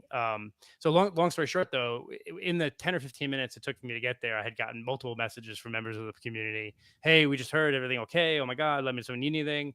Rob, you messaged me saying, do you need anything? Carlos is calling me saying, "Hey, we just checked in. They were moving from a villa to regular hotel room."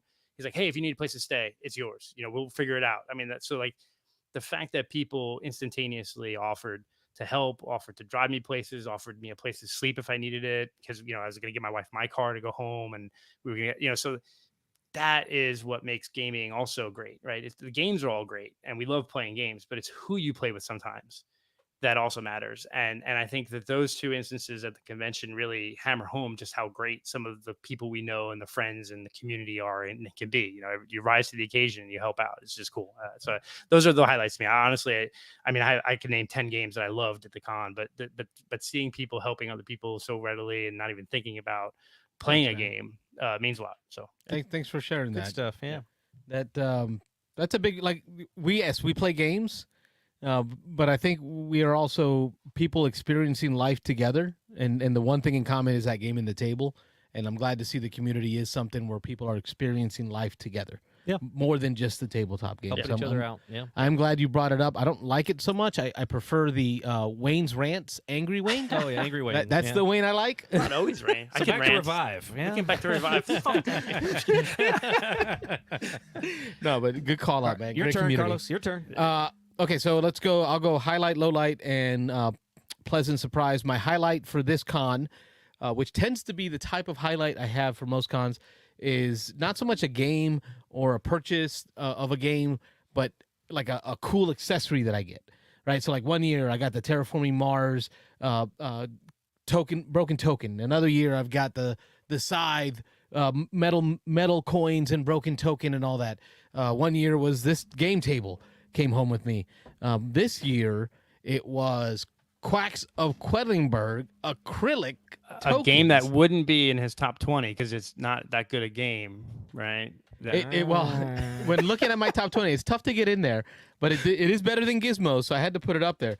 But man, not only did they have the tokens, because they had the company that does the Geek Bits was there, but they had these Bins? for $25.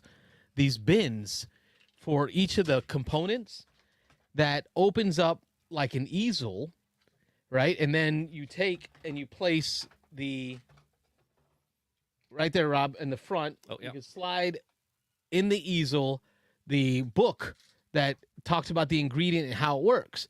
So now everything is kind of laid out in front of you with all of the books open and upright. It stores it everything, which y'all, if you know anything about how I store games, I don't. I just throw them in the box. But this is a game changer, not only for the tactile feel of the pieces in the bag, but the storage solution. It just really ups the gameplay. According to your wife, these don't draw as good. They don't give her the No, right they numbers don't when she draws them. It's always white coming out of the bag now. Oh yeah, well. So that would be my highlight, and it has been, that typically has been a highlight for me because I remember these purchases. These are the bigger, more expensive accessory purchases that I don't normally give myself leeway to make, right? So like I've been eyeballing these components for a long time, but I never bought it, right? Because you know what? For this price, I could buy another game. Yeah. I could, pay a bill, right? Yeah. I could go to dinner with the wife. You went all in, all the acrylic pieces, the boxes, the bags, the expansion pieces. I mean, it's gorgeous. I was close. Oh yeah. Speaking of expansion pieces, Wayne had picked up a great steal on Endeavor Age of Sail.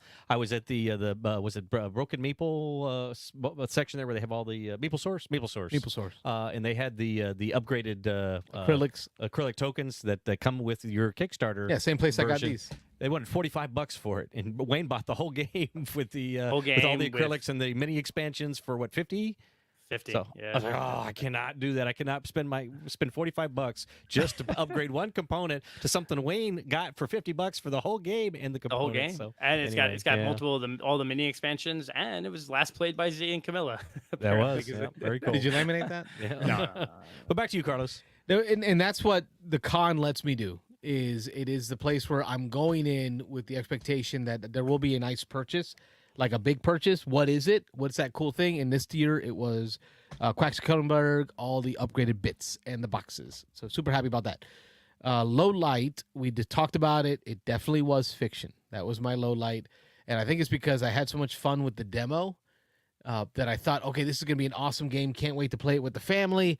And this is going to be like a hit the rotation. And then it just kind of died. Fizzle. And I tried it again and again and again. And it just kept dying. And I'm like, dang, this sucks. Nonfiction. So Fiction was my low light. And then my pleasant surprise was after setting up at the flea market. I got to set up at the flea market next to a wonderful guy by the name of Jason out of South Carolina, and his wife Brenda were there.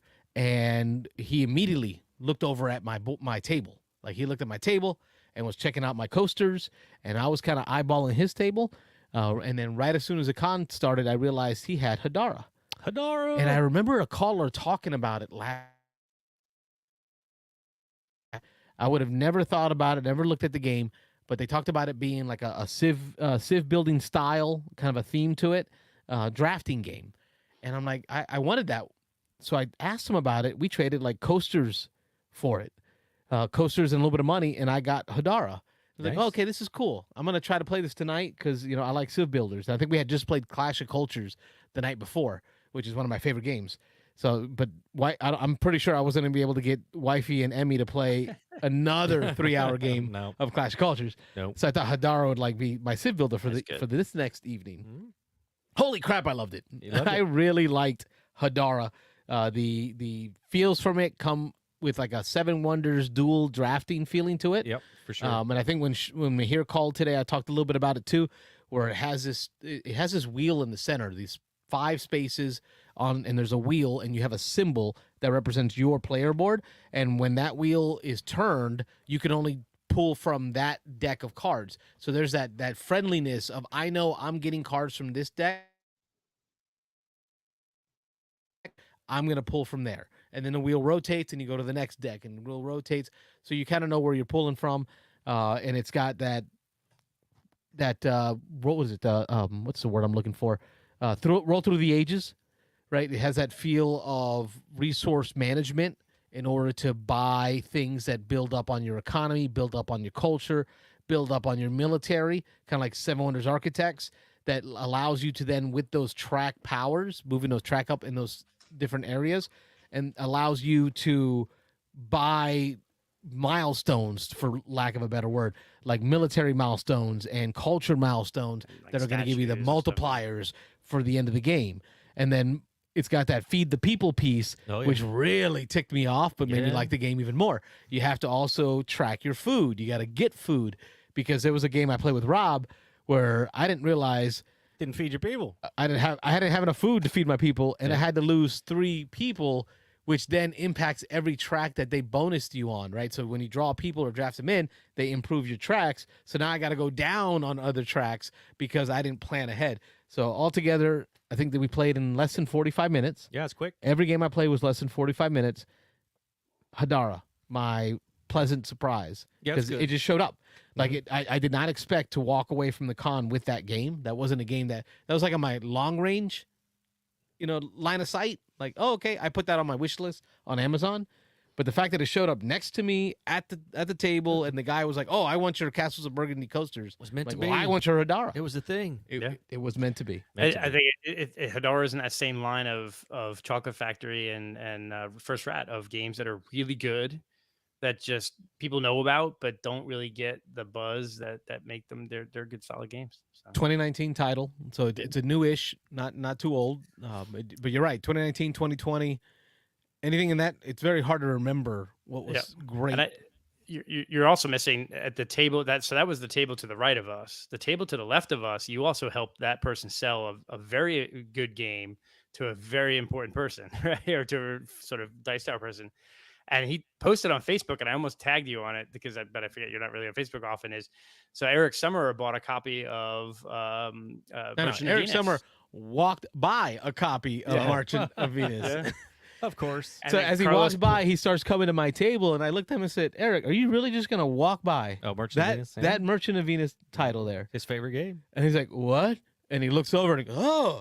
And then he runs through. He goes, "May I open it?" And he opens it up, make sure everything's in Oh, there. he was like a Kid in a candy store. archaeologist, like Oh. taking out the Holy Grail, or like at the Gotcha. museum, he's like looking at it with the fine tooth comb, and he bought it, and then he posted. He it on said he was Facebook missing a piece in his copy. Oh, wow. So like he needed that version. wow. to act as like extra pieces.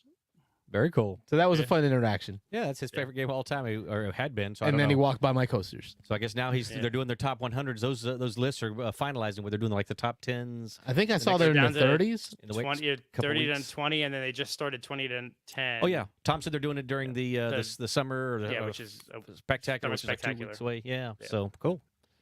Or a week and a half away. All right, those were ours. I think we will need to do a podcast to really go through more detail of the con experience. Oh yeah, so much more. We haven't talked about Because the games we played. I listened to the podcast this week, and Wayne shared some of his experience, but he was holding back because he knew we were going to talk about it on the show. Yep. And Mitch, Mitch was right. Mitch said to you, "Do you really think you're going to be able to get through all that with people calling in?" Yeah. He was right. We barely touched. And I know Dan Yeah. wants to talk about his experience. He had an emergency come up tonight, so he wasn't able to join us, but he Yeah. was going to be here. So I know he wants to talk Dice We have Tower. to do a so- part 2 next week, because we didn't get to talk about the Board Games Insider Yeah, the meetup. BGI and- meetup. William wants to talk about stuff. So yeah, we got plenty to talk about. I think it needs to be separate from the call-in show, though. Yeah, Like it needs to be like the podcast. We need to do a podcast recording, which to go through those experiences and share, Figure out how to get all those guys in there. But coordinate it, Yep. and then get some Castles of Burgundy played.